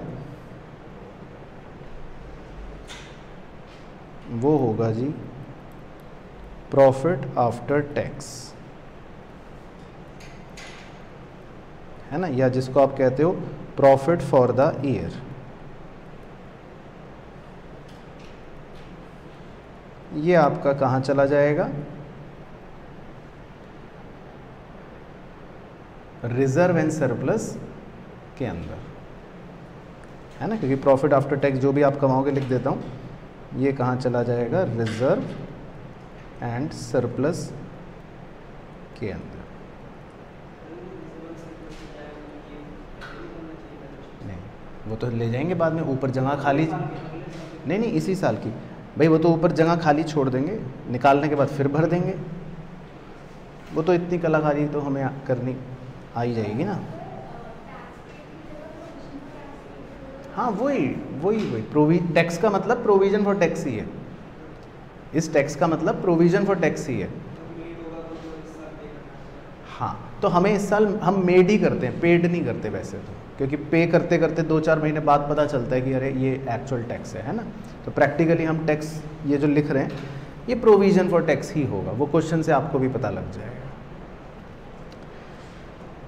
चलो तो ये बेसिकली मतलब आपका कॉन्सेप्ट था, तो इसको आप चाहें क्लोज कर सकते हो। तो रिवीजन के लिए ये तो कॉन्सेप्चुअल कहानी आप देख लेना कि भाई ऐसे बनाना है, तो अब एक क्वेश्चन करके हम उसमें देखते हैं एप्लीकेशन की क्या होगा। चलो तो हम एक क्वेश्चन करते हैं बच्चों जी, इलस्ट्रेशन नंबर 5, ठीक है। अब ये क्वेश्चन जो है, इसके तरह के जितने भी क्वेश्चन हैं ये सब 10 मार्क्स के क्वेश्चन हैं एग्ज़ाम के लिए, तो आप इस पर एक स्टार लगा लेना, ठीक है। तो कोशिश करते हैं एक मैं कराऊँ एक आपसे करवाऊँ, बाकी अगर तकलीफ़ हुई तो खाली एक कर लेंगे, ठीक है। तो पहले लेकिन इसको अच्छे से करते हैं, प्रॉपरली समझते हैं पहले सारी चीज़ें। तो इसमें दे रखा है following is the trial balance of omega limited. तो पहले मैं आपको कुछ बचपन की बातें याद दिलवाता हूँ। हमें ट्रायल बैलेंस दे रखा है जैसे एक कंपनी का डेबिट और क्रेडिट, ठीक है। अब ट्रायल बैलेंस में जो चीज़ें दे रखी होती हैं ना, तो जो ट्रायल बैलेंस में बैलेंसेस आ रहे होते हैं दैट मीन्स वो ऑलरेडी रिकॉर्ड हो चुके, मतलब जर्नल हो चुके, जर्नल के बाद वो लेजर हो चुके होंगे, लेजर के बाद ये ट्रायल बैलेंस बनता है। तो ट्रायल बैलेंस के अंदर जो भी आइटम आता है ना, इसका मतलब वो डबल एंट्री प्रोसेस से गुजर के आ चुका है। तो इसीलिए ट्रायल बैलेंस के जितने भी आइटम्स होते हैं उनको हमें सिर्फ फाइनेंशियल स्टेटमेंट में ओनली पोस्ट करना होता है। क्या करना होता है? सिर्फ पोस्ट करना होता है। और डेबिट के जितने भी बैलेंसेस होते हैं वो सारे डेबिट साइड में पोस्ट हो जाते हैं। और क्रेडिट के जितने भी आइटम्स होते हैं वो सारे के सारे क्रेडिट साइड पर पोस्ट हो जाते हैं, है ना। लेकिन कुछ चीज़ें ऐसी होती हैं जो डबल एंट्री प्रोसेस में रिकॉर्ड होने से मतलब छूट जाती हैं, भूल जाते हैं हम, बहुत बाद में पता चलती हैं ईयर के एंड पर, उन्हें हम बोलते हैं एडजस्टमेंट्स, है ना। जैसे बेस्ट एग्जांपल है लेट्स से डेप्रीसिएशन। जैसे हमने प्लांट और मशीन को डेप्रीशिएट करना है 10%। अब ये क्योंकि एडिशनल इंफॉर्मेशन में दे रखी होती है बात, तो इसका मतलब ये है कि हमने इसको रिकॉर्ड पहले नहीं कर रखा, ना ये लेजर से होकर आई, तो दैट मीन्स इसमें अभी डबल एंट्री नहीं हुई है। तो इसीलिए जो भी एडजस्टमेंट्स होती हैं ना, उसके हमेशा दो प्रभाव होते हैं, टू इफेक्ट्स होते हैं। एक कहीं ना कहीं डेबिट साइड पर पड़ता है और एक कहीं ना कहीं क्रेडिट साइड पर पड़ता है। तो एडजस्टमेंट्स जो होते हैं वो हमेशा दो जगह प्रभाव डालेंगे। जैसे लेट से डेप्रीसिएशन है, अब उसका डेबिट एस्पेक्ट क्या होगा, वो पीएनएल में एक्सपेंस की तरह चला जाएगा, तो ये डेबिट एस्पेक्ट हो गया। और इसी का क्रेडिट एस्पेक्ट क्या होगा कि ये एसेट को कम कर देगा, है ना। तो एडजस्टमेंट जो होंगी वो डुअल इफेक्ट डालेंगी। ट्रायल बैलेंस के items we just have to only post. जैसे लेट से एक आइटम है, मान लो सेल 700, तो अब सेल मतलब क्या है, रेवेन्यू फ्रॉम ऑपरेशन, तो बस हम सीधा जाके वहाँ लिख देंगे 700, काम खत्म। तो समझ आ गया आपको। तो ट्रायल बैलेंस की चीज़ें हमको एक ही जगह पोस्ट करनी होंगी और जो एडजस्टमेंट्स होंगी वो दो जगह पोस्ट करनी होंगी। तो जैसे ट्रायल बैलेंस के तो जो भी आइटम है ऐसी एक बार ऊपर से नज़र मार लेते हैं। उसने दे रखा है लैंड, ठीक है, plant, trade receivable, inventory 31 March 2002। तो इसका मतलब ये कौन सी इन्वेंट्री है, क्लोजिंग इन्वेंट्री है। उसके बाद बैंक, एडजस्टेड परचेज, ये बात आपको सीए फाउंडेशन में सिखाई जाती होगी कि अगर क्लोजिंग इन्वेंट्री ट्रायल बैलेंस में दी है तो फिर परचेज जो होती है वो आपको एडजस्टेड दी होगी ट्रायल बैलेंस के अंदर 320, है ना। इसका मतलब ये होता है कि आम तौर पे, जैसे मान लो इसी चीज़ को प्रेजेंट करना हो, आम तौर पे ट्रायल बैलेंस के अंदर परचेजेस पूरा लिखा जाता है, फुल वैल्यू। मान लो मैं परचेज की फुल वैल्यू लिख देता 406 रुपये, और क्लोजिंग स्टॉक को हम अलग से एज एन एडजस्टमेंट शो करते हैं लेट से 86। लेकिन बहुत से मुंशी ऐसे नहीं प्रेफर करते। बहुत से मुंशी क्या करते हैं, परचेज को एडजस्ट कर देते हैं वाया क्लोजिंग स्टॉक। तो वो क्या करेंगे, वो परचेज में से क्लोजिंग स्टॉक को माइनस कर देंगे, तो परचेज कितनी बन जाएगी 320। तो इस परचेज को बोलते हैं एडजस्टेड परचेज। और फिर वो क्लोजिंग स्टॉक को अलग से ट्रायल बैलेंस के अंदर शो कर देते हैं 86। तो फिर वो क्लोजिंग स्टॉक ट्रायल बैलेंस के अंदर नज़र आना शुरू हो जाता है। तो इसका मतलब ये है कि क्लोजिंग स्टॉक जो है वो अब आपका एक ही जगह पोस्ट होगा क्योंकि वो ट्रायल बैलेंस के अंदर है ना। तो ये भी बात मतलब ऐसे हो गई। बाकी देखते हैं, factory expense, administration expense, selling expense, debenture interest, interim dividend paid, उसके बाद equity share capital, 10% debenture, general reserve, PNL, security premium, sale, trade payable, provision for depreciation, suspense account. ये क्या आ गया, शेयर सस्पेंस नहीं, खाली सस्पेंस अकाउंट। मतलब इनका trial balance tally नहीं हो रहा होगा तो इन्होंने भेड़ दिया सस्पेंस अकाउंट। नहीं, अब हमें क्या पता अदर एक्सपेंस है ये, भाई क्या पता ये सन्ड्री क्रेडिटर हो, या मान लो क्या पता ये बैंक ओवरड्राफ्ट हो, क्रेडिट बैलेंस है, कुछ भी हो सकता है। और एक्सपेंस तो ये वैसे भी नहीं होगा। कनिष्ठ देखो नालायक बच्चा क्रेडिट में बच रहा है, ठीक है ना। चलो खैर, फिर उसके बाद है additional information. Number 1, the authorise share capital of the company is 40,000 share of 10 each. चलो, तो ये तो सिर्फ एक इन्फॉर्मेशन है, इसका कोई इफेक्ट वैसे नहीं पड़ता क्योंकि ऑथोराइज शेयर कैपिटल तो हम सिर्फ प्रेजेंट करने के काम में लाते हैं। फिर लिखा है B, the company on the advice of independent valuer wish to revalue the land 3,60,000। ठीक है, अब कंपनी जो है अपनी लैंड की वैल्यू को 3,60 करना चाहती है, तो इसका मतलब लैंड की वैल्यू 220 से बढ़ाकर वो कितना करना चाहते हैं, 3,60। तो एक तरह से मैं कह सकता हूँ कि भाई कितने का एसेट बढ़ जाएगा, 140 का। तो ये हमारा फ़ायदा हो जाएगा। तो एक तरफ प्रॉफिट में डाल देंगे, दूसरी तरफ लैंड की वैल्यू बढ़ा देंगे, तो डुअल बातें हो जाएंगी। तीसरा, declare final dividend at 10% on 2 April 2002। अब कंपनी अपना फाइनल डिविडेंड डिक्लेयर कर रही है 10% का। तो हमारा कहाँ है इक्विटी कैपिटल, ये रहा। नहीं, उतना नहीं लगाना पड़ेगा, क्योंकि कंपनी ने तो खुद ही डिक्लेयर कर दिया ना।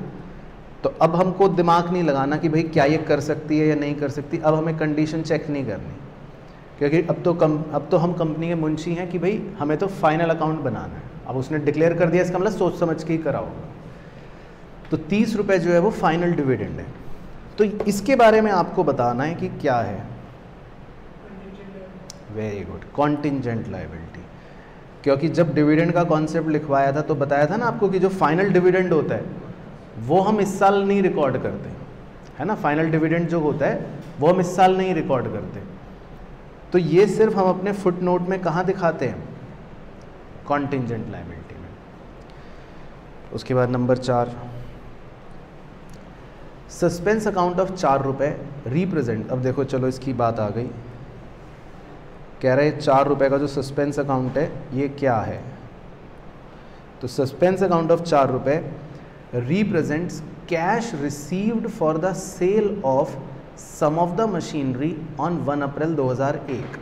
हमने साल के पहले दिन एक मशीन बेची होगी और उस मशीन को बेच के हमें 4000 रुपये रिसीव हुए।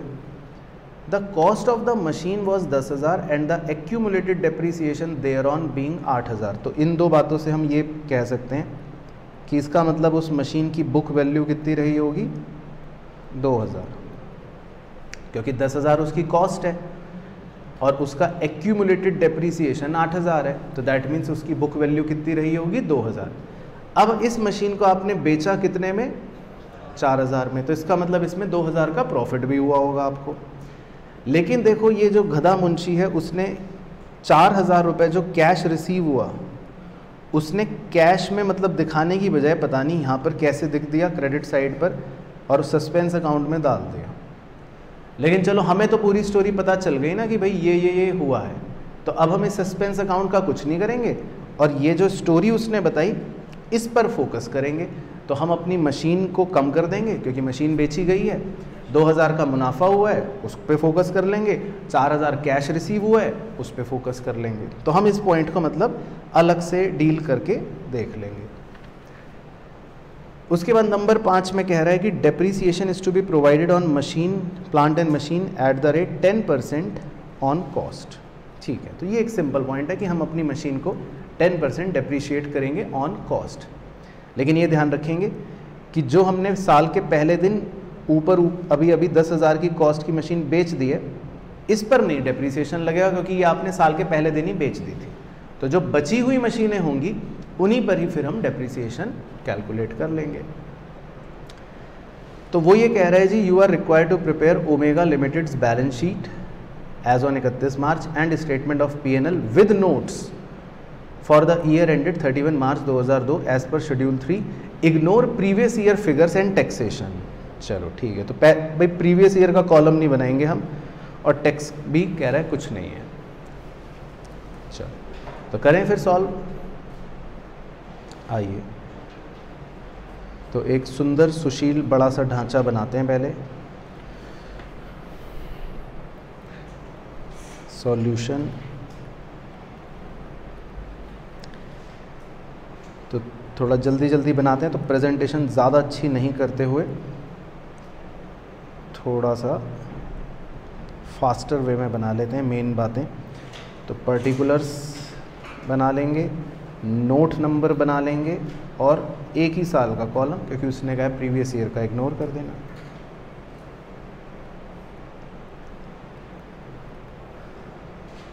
तो पर्टिकुलर्स,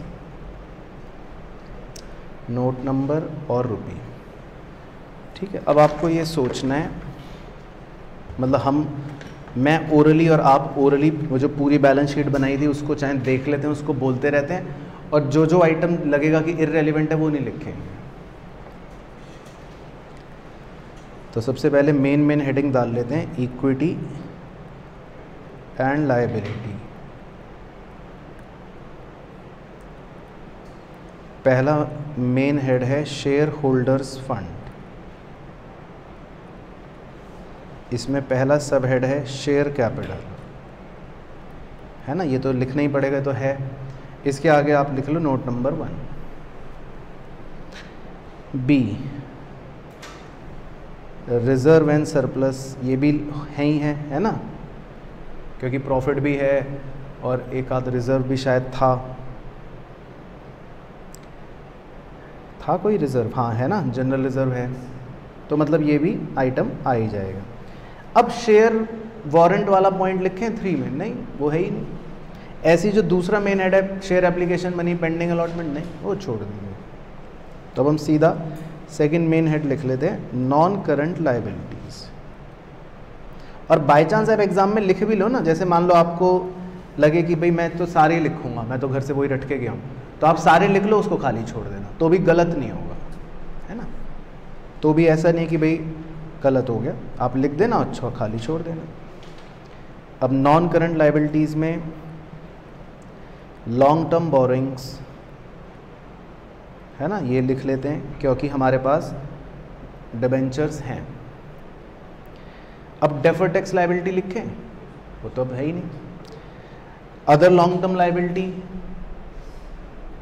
भी नहीं है, कोई अदर लॉन्ग टर्म लायबिलिटी है, कोई long term liability credit side पर ढूंढो। भाई डिबेंचर हो गया, और कोई लॉन्ग टर्म लायबिलिटी नज़र आ रही है? नहीं है। भाई लायबिलिटी आपको क्रेडिट में ही तो नज़र आएंगी, डेप्रीसिएशन तो एक्सपेंस एक ही साल का है, और प्रोविजन फॉर डेप्रीसिएशन वो भी कोई लायबिलिटी नहीं है लंबी टर्म की, तो आपको लिखने की ज़रूरत नहीं। इसी तरह लॉन्ग टर्म प्रोविजन भी कोई नहीं लिखने की ज़रूरत है ना, तो खाली छोड़ देते हैं। बाकी अगर लिख भी लेंगे हम तो बाद में खाली छूट जाएगा, लेकिन अभी तो आप मेरे साथ कर रहे हो तो इसलिए हम छोड़ देते हैं। फिर है करंट लायबिलिटीज़। अब करंट लायबिलिटीज़ ढूंढते हैं। अब पहला होता है वैसे तो short term borrowing. Short term borrowing देखो क्रेडिट साइड पे, पहले क्रेडिट साइड में ढूंढ ही लेते हैं क्या क्या है। भाई देखो क्रेडिट साइड में कुछ है,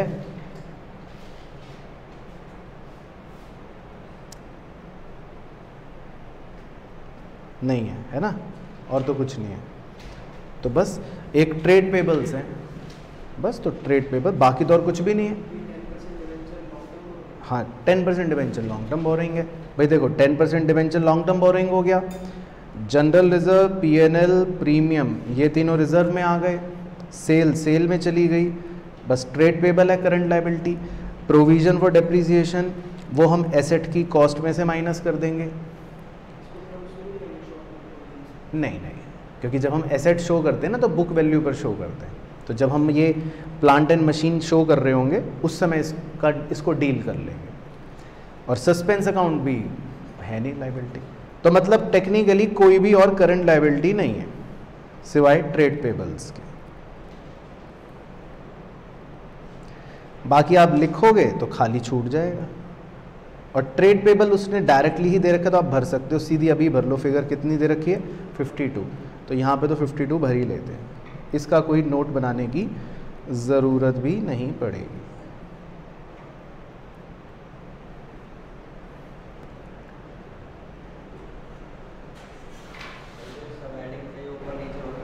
नहीं, सब हेडिंग ऊपर नीचे नहीं हो सकती, इसीलिए ध्यान रखना है कि भाई मैं ऐसा नहीं कर सकता शेयर होल्डर फंड लिखा फिर पहले लिख दिया रिजर्व एंड सरप्लस फिर शेयर कैपिटल, फिर गलत हो जाएगा, क्योंकि ये कंपनीज एक्ट के तहत बन रहा है ना। तो सब हेडिंग ऊपर नीचे नहीं कर सकते हम, बस यही एक दुविधा है। तो इसीलिए या तो आपको फर्रा बना के ले जाना पड़ेगा या बिल्कुल अच्छे से रट के जाना पड़ेगा, और नहीं तो फिर आपके आगे कौन बैठा है तीसरा फैक्टर फिर वो है। हाँ पता चल जाएगा।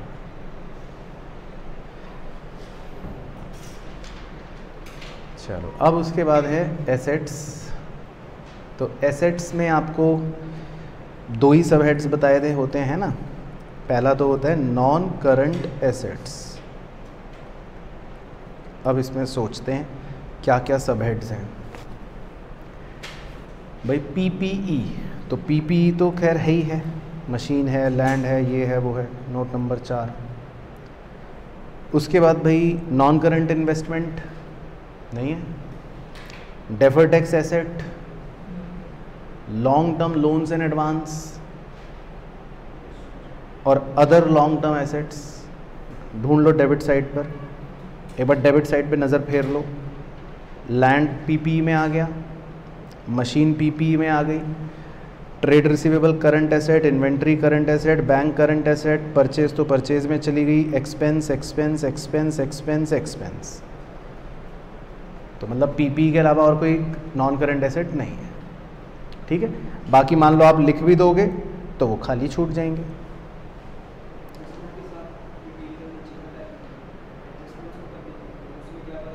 एडजस्टमेंट तो इन्हीं से रिलेटेड होगी ना, जब आइटम ही नहीं है तो उसकी एडजस्टमेंट भी नहीं होगी ना फिर, और जिसका आइटम है उसकी एडजस्टमेंट होगी। अब सेकंड सब हेडिंग करंट एसेट्स। अब करंट एसेट्स में क्या क्या है अपने सब हेड, नहीं ऑर्डर वाइज। सबसे पहले करंट इन्वेस्टमेंट, वो नहीं है। इन्वेंट्रीज तो होंगी ही भाई, वो है तो इन्वेंट्री अपने पास क्लोजिंग वाली इन्वेंट्रीज। तो इन्वेंट्रीज तो लिख ही लो सीधा, क्लोजिंग स्टॉक पता ही अपने को 86। उसके बाद ट्रेड रिसीवेबल्स हैं, वो भी डायरेक्ट दे रखे हैं, ठीक है 96। उसके बाद कैश एंड कैश इक्विवेलेंट्स,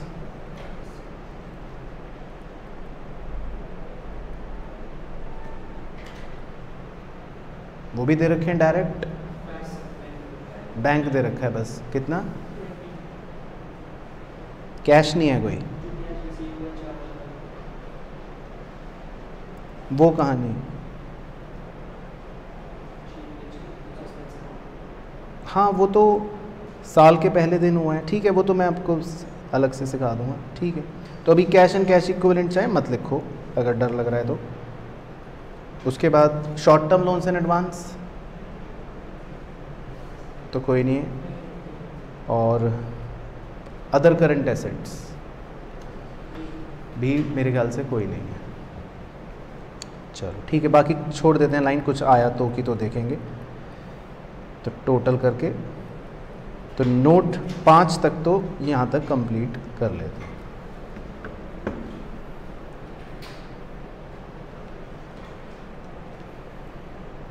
फिर उसके नीचे बना लेते हैं स्टेटमेंट ऑफ पीएनएल।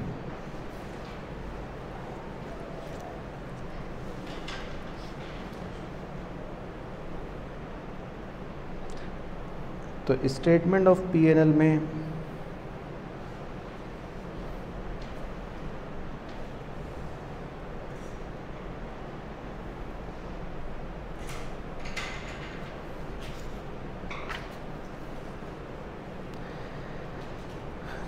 क्या आएगा जी? सबसे पहला नंबर 1 रेवेन्यू फ्रॉम ऑपरेशंस। तो ये तो मेरे ख्याल से आपको शायद डायरेक्ट ही दे रखा है ना, सेल्स 700, तो ये तो सीधा चलो लिख ही लो। फिर नंबर 2 में आता है अदर इनकम। इसमें आप नोट लिख लो, नोट नंबर 6 है ना, क्योंकि मशीन बेचने में प्रॉफिट हुआ था, वो स्टोरी याद है ना। फिर 1 और 2 को जोड़कर आ जाएगा जी टोटल रेवेन्यू 1 + 2।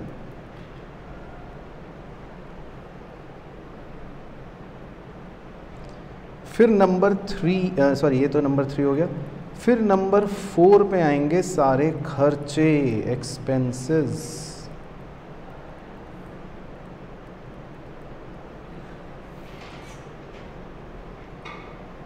अब पहला है कॉस्ट ऑफ मटेरियल कंज्यूम्ड, वैसे तो लेकिन इसमें देखो कोई रॉ मटेरियल है, इस पूरे क्वेश्चन में रॉ मटेरियल वर्ड ही नहीं है ना भाई, पूरे क्वेश्चन में रॉ मटेरियल कहीं वर्ड ही नहीं है, तो इसका मतलब इनका कोई कॉस्ट ऑफ मटेरियल कंज्यूम नहीं होगा, तो लिख के तो नहीं छोड़ दें फिर। चलो ठीक है। उसके बाद अगला होता है purchase of stock in trade. तो परचेज उसने डायरेक्टली दे रखी थी,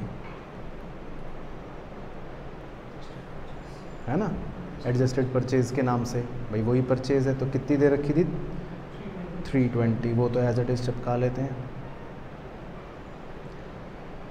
उसके बाद होता था change in inventory of raw material finished good stock in trade, तो मेरे ख्याल से इसमें ऐसा भी कोई इन्वेंट्री नहीं है, वो भी गया। अगला होता था एम्प्लॉय बेनिफिट एक्सपेंस, वो है नहीं है, सैलरी वेजेस भी कोई नहीं थी, एक बार डेबिट में देख लो, कोई सैलरी वेजेस है, एम्प्लॉय से रिलेटेड खर्चा, डिविडेंड कोई सैलरी को एम्प्लॉय को थोड़ी ना देंगे, शेयर होल्डर को देते हैं, तो कोई नहीं है भाइयों बहनों। चलो ठीक है, तो एम्प्लॉय बेनिफिट एक्सपेंस को मारो गोली। उसके बाद है फाइनेंस कॉस्ट, वो होगा शायद, तो नोट नंबर 7, एक इंटरेस्ट था, है ना, याद आ गया, डिबेंचर्स का। उसके बाद अगला डेप्रीसिएशन एंड अमोर्टाइजेशन, ये भी है,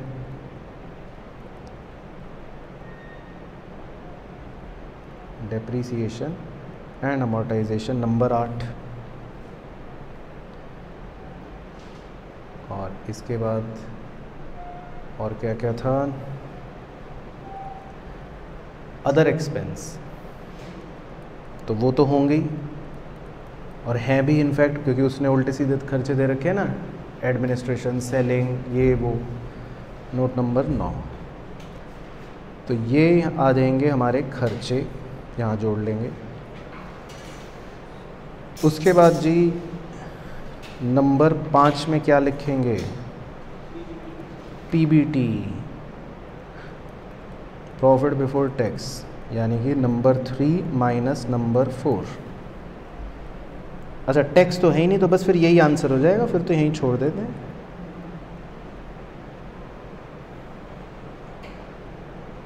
क्योंकि उसने कहा था ना टैक्स तो है ही नहीं, ठीक है, तो बस ये मेरा आंसर, मतलब ये प्रॉफिट फॉर द ईयर भी यही हो जाएगा इसमें, तो प्रॉफिट फॉर द ईयर। तो अब हमारे 9 नंबर बन गए ना जैसे, तो अब मैं इसके नीचे लिखूंगा नोट्स टू अकाउंट्स, और जिन जिन आइटमों को नंबर दिया है उसी सीक्वेंस में अब ये मैं बनाना शुरू कर दूंगा। समझ आ गया? तो मैंने जिन 9 आइटमों को नाम दिया है नोट नंबर 1 से लेकर 9 तक, वो इसी सीक्वेंस में हम नोट्स में बना लेंगे। तो बना लेते हैं, 4-5 लाइन हो गए। तो पहला किसको नाम दिया था, शेयर कैपिटल, तो ये हेडिंग डाल के 6 लाइन छोड़ दो या 4 छोड़ दो, मतलब 5 तो छोड़ ही दो, ऑथोराइज्ड भी है, इशूड भी है। दूसरा नाम दिया था रिजर्व एंड सरप्लस, इसके नीचे भी 5 लाइन छोड़ दो।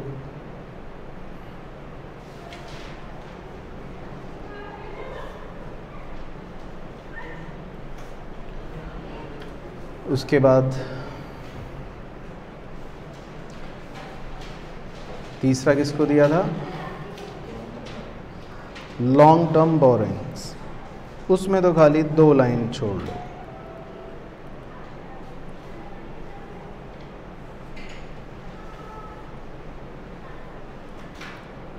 चौथा पीपीई, तो पीपीई में आप 6-7 लाइन छोड़ लो।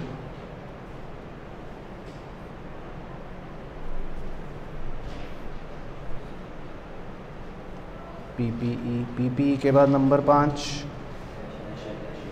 कैश एंड कैश इक्विवेलेंट, उसमें भी आप 2 लाइन छोड़ लो।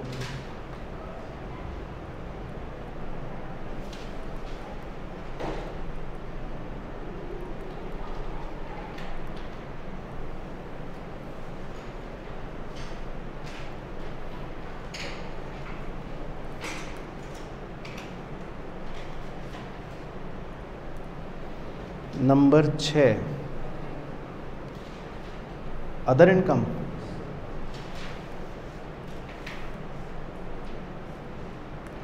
उसमें आप 3 लाइन छोड़ लो। उसके बाद फाइनेंस कॉस्ट,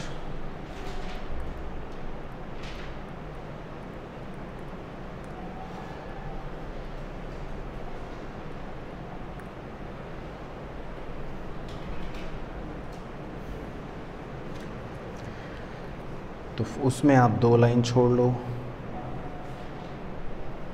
उसके बाद नंबर 8 अदर एक्सपेंस, बीच में कोई गायब नहीं हुआ? अच्छा 8 डेप्रीसिएशन था।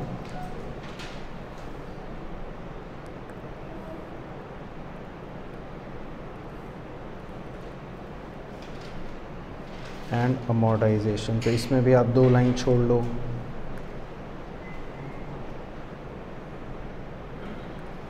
और number 9 other expense,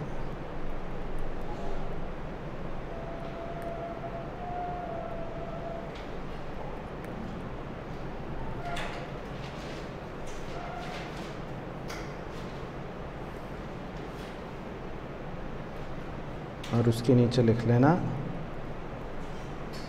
company declared 10% final dividend, that is ₹30,000। बताओ ये क्या लिखा? हाँ, ये कॉन्टिंजेंट लायबिलिटी फुटनोट लिख दी। तो ये कहीं बैलेंस शीट में नहीं आएगा, वो वाला पॉइंट जो एडजस्टमेंट था ना कॉन्टिंजेंट लायबिलिटी, वो बस यहाँ पे चिपका दी, लास्ट में काम ख़त्म।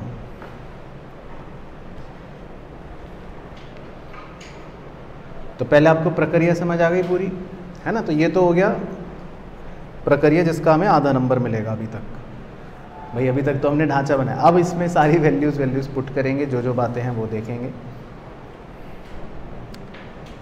तो कहाँ से करें शुरू? नोट से ही शुरू कर लेते हैं, है ना, ऑर्डर वाइज। चलो तो शेयर कैपिटल के नोट से शुरू करते हैं। फिर शेयर कैपिटल में हम क्या लिखते हैं? सबसे पहले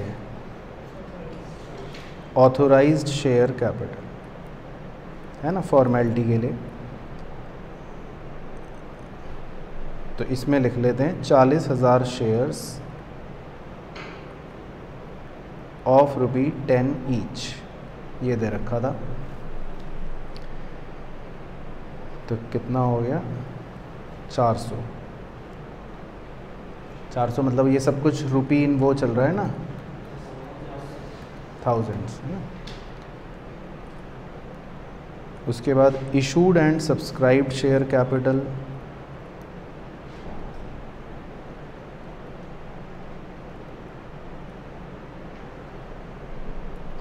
इशू दे रखे थे अपने को 30,000 शेयर्स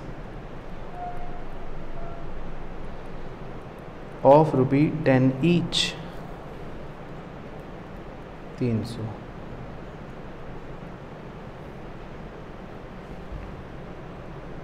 तो हम बैलेंस शीट में अब कितना दिखा देंगे? 300। तो जैसे जैसे जो नोट कंप्लीट होता रहेगा उसको फिगर वहाँ पे लिखते रहते हैं। तो शेयर कैपिटल के आगे लिख लेते हैं हम 300।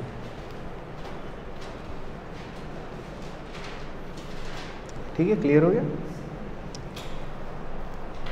फिर दूसरा नोट बना लेते हैं रिजर्व एंड सरप्लस का। तो अब हमें क्या क्या रिजर्व दे रखे थे एक बार वो बता दो। एक तो जनरल रिजर्व, ठीक है, वो लिख लेते हैं। कितना दे रखा था जनरल रिजर्व? 130। फिर सिक्योरिटीज़ प्रीमियम वो कितना दे रखा था 40, ठीक है। और क्या दे रखा था PNL, तो लिख लेते हैं PNL। इसको थोड़ा सा अंदर की तरफ लिख लेना क्योंकि आपको कितना दे रखा है PNL का बैलेंस 72। तो इसमें पता है क्या जुड़ेगा, जो प्रॉफिट फॉर द ईयर आप निकालोगे, जो अभी बाद में पता चलेगा। समझ गए बात? इसमें क्या जुड़ जाएगा, जो प्रॉफिट फॉर द ईयर अभी PNL में निकलेगा ना, वो तो माइनस पे लगा देते हैं। अब इस प्रॉफिट में से हमने कुछ पे करा है, वो आप बताओ क्या? डिविडेंड। कौन सा डिविडेंड है वो? Interim dividend. ये देखो, क्योंकि मुझे याद था क्वेश्चन पढ़ते समय उसने एक आइटम दे रखा था हमें, इंटरिम डिविडेंड पेड। ये रहा देखो, सबसे नीचे दे रखा है ना 18 रुपये। तो इसका मतलब ये, अब आप किसी एक्सपेंस में डालोगे वैसे सोचते तो, लेकिन इसका कोई एक्सपेंस का हेड थोड़ी ना होता है इंटरिम डिविडेंड का। तो इसका कॉन्सेप्ट आपको क्या बताया था कि जब कंपनी साल के अभी चलते चलते बीच में डिविडेंड पे कर देती है, तो इसका मतलब कंपनी ने अपने इस साल के प्रॉफिट में से बीच में से डिविडेंड दे दिया होगा।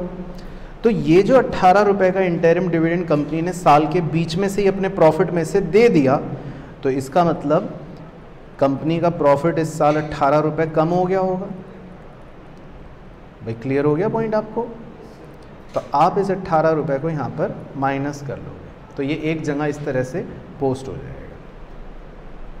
ठीक है, तो इंटरिम डिविडेंड पेड। बाकी अभी हम आंसर लिख नहीं सकते क्योंकि प्रॉफिट हमें पता नहीं है, लेकिन जो भी आएगा वो लिख लेंगे बाद में।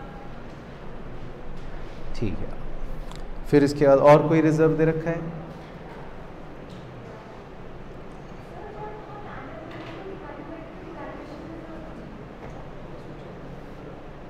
जब हम किसको, हाँ, तो अब मैं वही पढ़ने जा रहा था, मैं सारे पॉइंट्स की कोई मिस ना हो। तो उसने हमें ये बोला था सेकंड पॉइंट में कि कंपनी कह रही है कि हमें अपनी लैंड की वैल्यू को बढ़ाना है, और अब हमें अपनी लैंड की वैल्यू को कितना करना है, 360 करना है।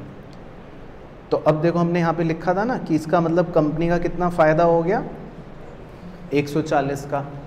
तो कंपनी अपने एसेट साइड पर लैंड की वैल्यू तो बढ़ा लेगी 140 से।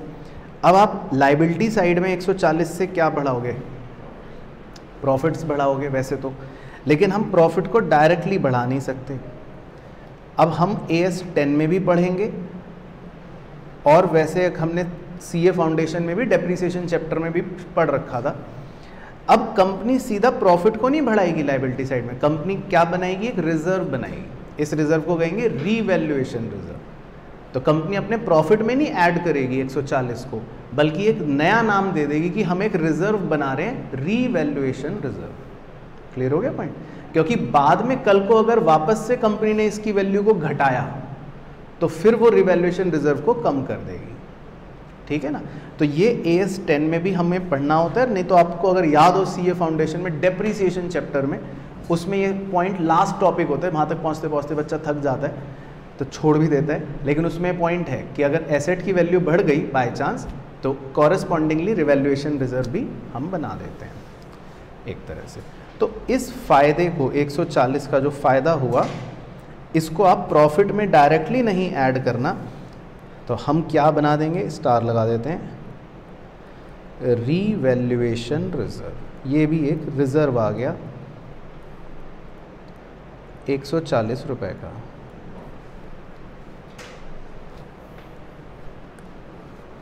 ठीक है, और कोई रिजर्व तो नहीं है, मतलब तो छोड़ देते। तो बाकी इसका आंसर अभी हमें नहीं पता लग सकता, तो वो अभी खाली छोड़ देते, तो अभी तो इसका कुछ नहीं हो सकता। फिर इसके बाद long term borrowing. Long term borrowing में तो बस आपको एक आइटम लिखना है फॉर्मेलिटी के लिए, क्या दे रखा था, 10% डिबेंचर्स। तो वो लिख लो बस, कितने रुपए के थे, 200। तो बस बैलेंस शीट में अपना ये लिख लेते हैं, लॉन्ग टर्म बोरिंग में 200।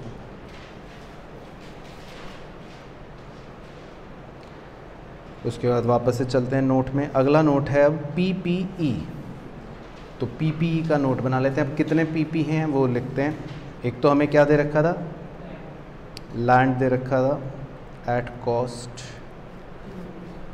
तो पहले अंदर की तरफ लिख लेते हैं 220, ये तो जो गिवन थी। अब क्या प्लस कर देंगे, आपने इसको रीवैल्यू करा था, तो रीवैल्यूएशन एडजस्टमेंट नाम दे देते हैं। कितने रुपए बढ़ा दी थी वैल्यू, 140। तो ये तो हो गया जी 360, है ना, वो दे ही रखा था कि इसकी वैल्यू को बढ़ाकर 360 करना है। दूसरा PPE क्या दे रखा है, प्लांट एंड मशीन, तो वो लिख लेते हैं plant and machine at cost, कितने रुपए दे रखा है, 770। ठीक है, तो इस पर थोड़ा सा विचार विमर्श कर लेते हैं एक बार। तो इसकी एडजस्टमेंट जो है वहाँ पे चलते हैं एक बार।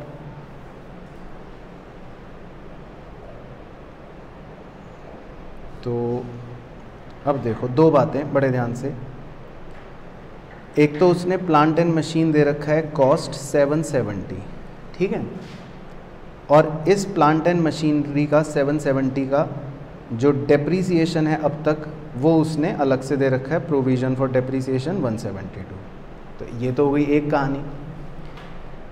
अब उसने नीचे एक प्लांट के बारे में बात चिपकाई थी, दो बातें इनफैक्ट, 4 और 5। 4 में लिखा है suspense account of ₹4000 represents cash received for the sale of some of the machinery on 1 April, the cost of machine was 10,000। तो इसका मतलब ये है कि हमारे पास जो उसने ओपनिंग में मशीनों की कॉस्ट दे रखी है, कितनी दे रखी है, 770 दे रखी है। तो मैं ऐसे बना देता हूँ आपको समझाने के लिए कि लेट से मेरी मशीनों की कॉस्ट जो है वो 770 जो है वो ऐसे है कि एक मशीन 10 कॉस्ट की अलग लिख ली, बाकी मशीनें 760 कॉस्ट की अलग लिख ली। तो मेरे पास जो मशीनों की कॉस्ट है वो कितनी है, 770। फिर उसने ये बताया कि जो 10 वाली कॉस्ट वाली मशीन है इसका जो एक्यूमुलेटेड डेप्रीसिएशन है वो कितना है, 8।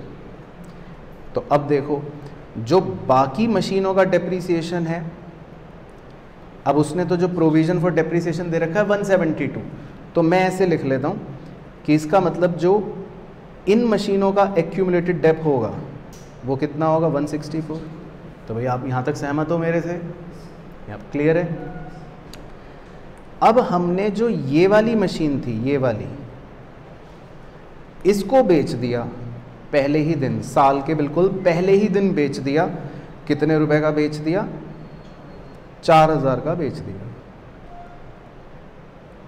ठीक है।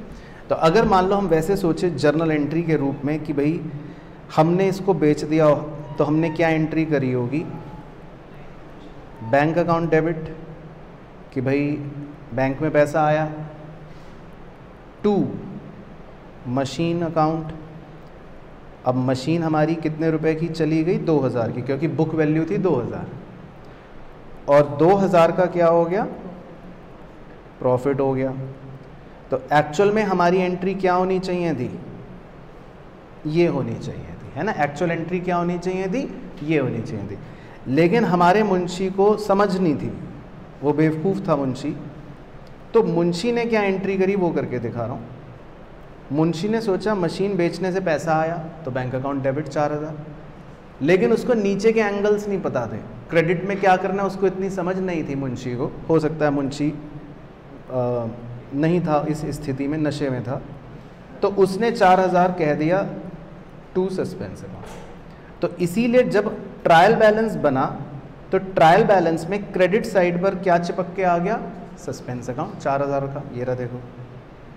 तो इसीलिए क्रेडिट साइड पर क्या नज़र आ गया, सस्पेंस अकाउंट। समझ आया आपको। तो अब आप इन दोनों बक्सों को बिल्कुल गहराई से देखो। ये बक्सा वो है जो होना चाहिए था, जो सही होना चाहिए था। वो बक्सा वो है जो मुंशी ने गलत कर रखा है। पहले आपको इतना पॉइंट क्लियर हो गया बिल्कुल अच्छे से, यहाँ तक कोई डाउट? तो आप पहले ये नोट कर लेना, क्योंकि एनालिसिस नहीं तो आप बाद में भूल सकते हो।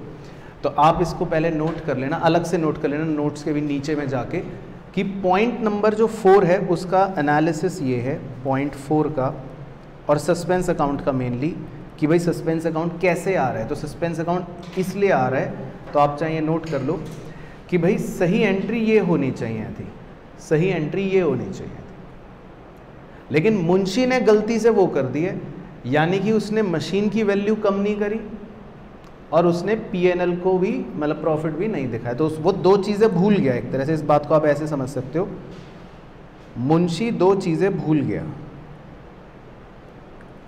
उसने मशीन को क्रेडिट नहीं करा और उसने प्रॉफिट रिकॉर्ड नहीं करा। इसका मतलब मुंशी ने दो चीज़ें नहीं करी, वो भूल गया, और उसने उन दोनों की जगह सिर्फ 4000 क्या कर दिया, सस्पेंस में डाल दिया।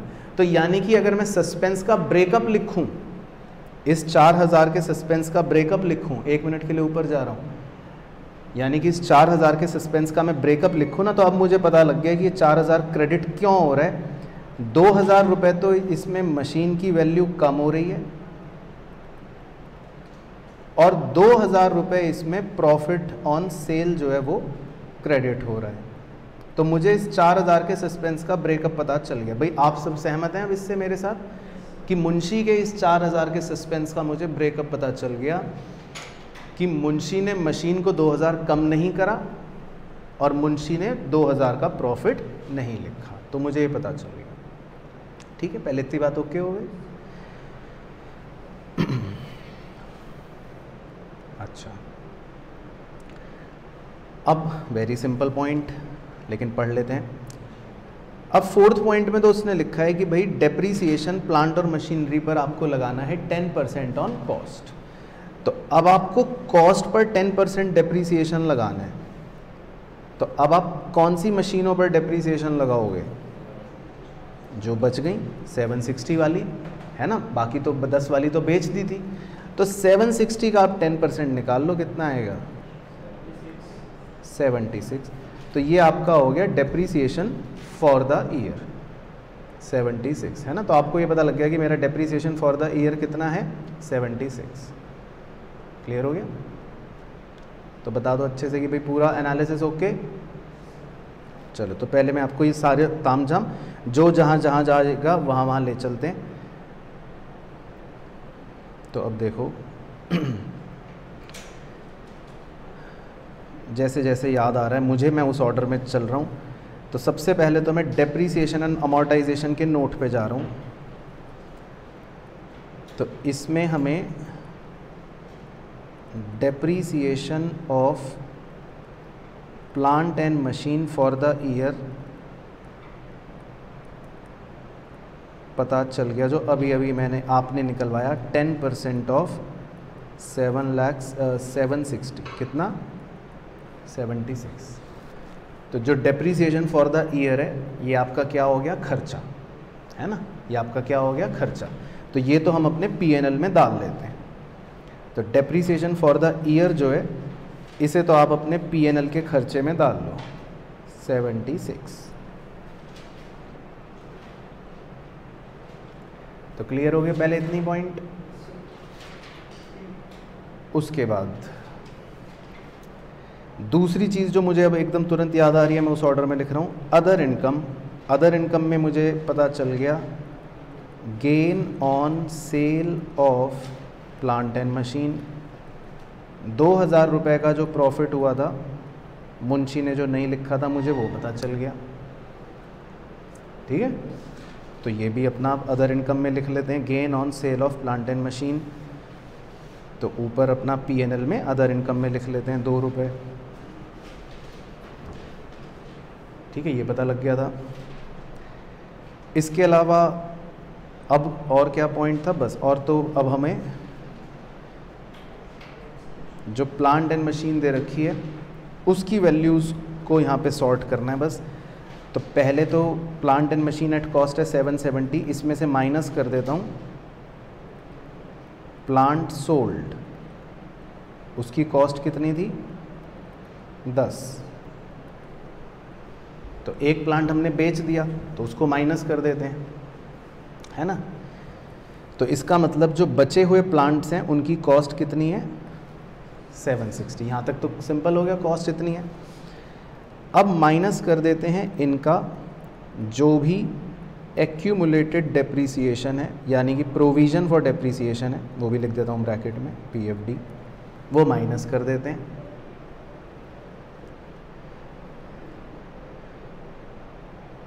तो अब जो ये 760 वाली मशीनें बची हुई हैं, इनका प्रोविज़न कितना था, देखो इनका प्रोविज़न कितना था 164, तो ओपनिंग वाला था, इतना तो उनका पहले से था, और 76 हमने इस साल और उन्हें डेप्रीशिएट कर लिया।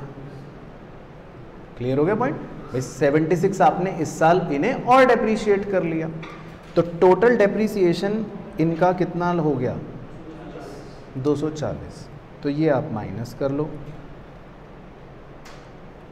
तो 760 में से 240 माइनस कर लो 520, तो ये आप बाहर लिख लो 520।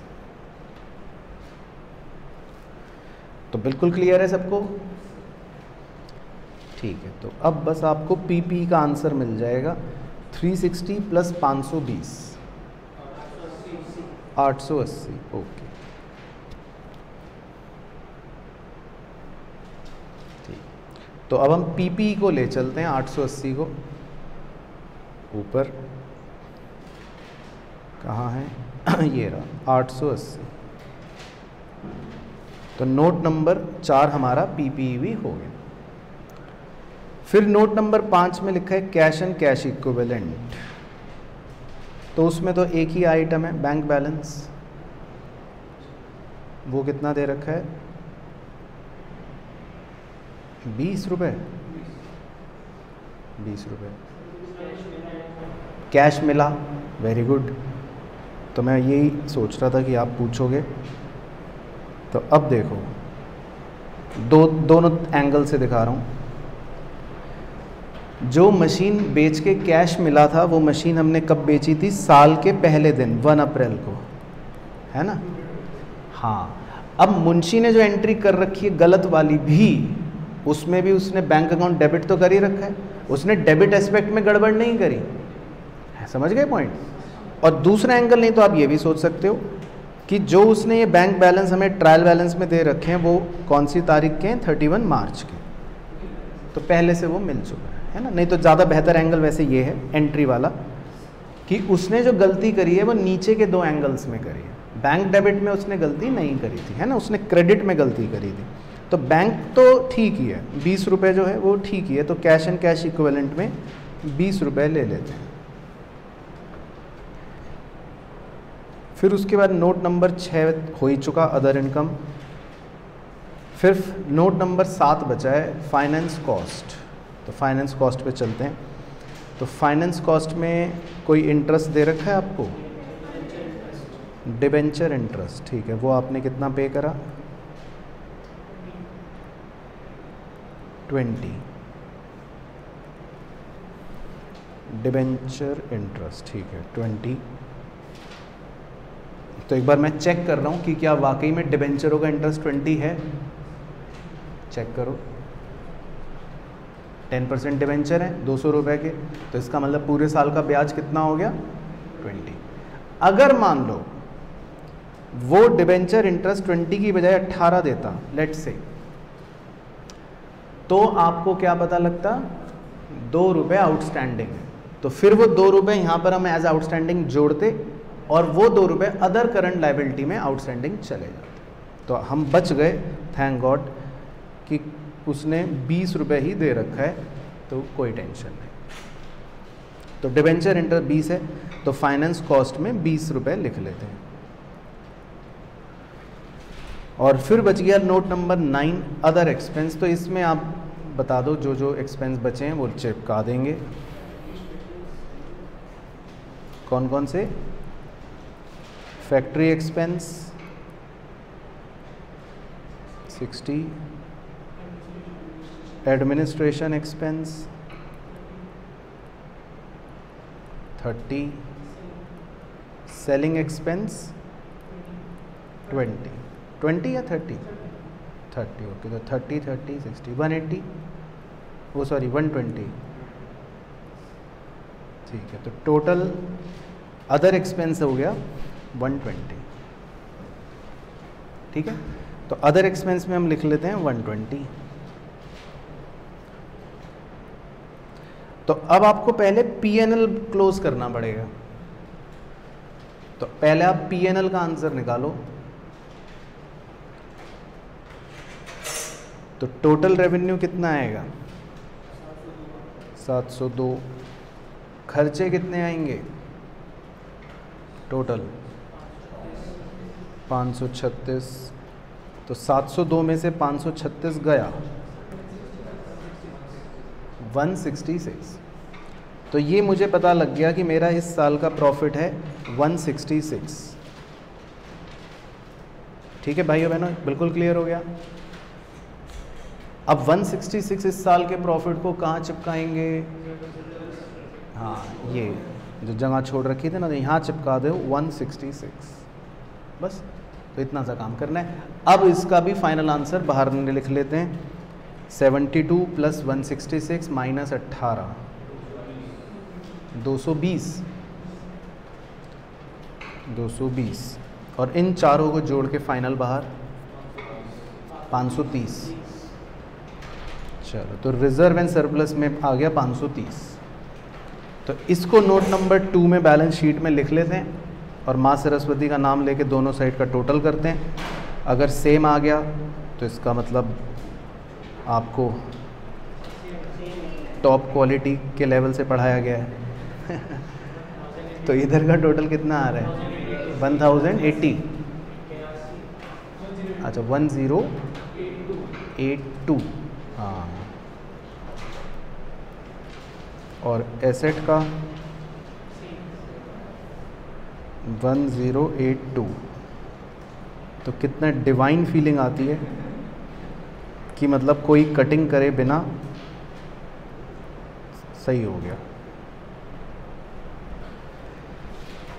चलो, लेकिन समझ आया प्रोसेस, तरीका? चलो ठीक है। तो अब होमवर्क दे रहा हूँ अच्छा सा। तो होमवर्क में हाँ, लेकिन बड़ा क्वेश्चन 15 नंबर तक का भी आ सकता है, तो फिर वर्थ है। आधा घंटा 45 मिनट 40 मिनट तक में 15 नंबर की वेटेज आ रही है, तो सही है। चलो, तो आप इलस्ट्रेशन जो है 6, ठीक है, ये करना ट्राई, और इलस्ट्रेशन 7, 2 इलस्ट्रेशंस हैं, आप एक बार ट्राई करना। इलस्ट्रेशन 6 और इलस्ट्रेशन 7 दोनों में सेम कहानी करना। चलो ठीक है, डन।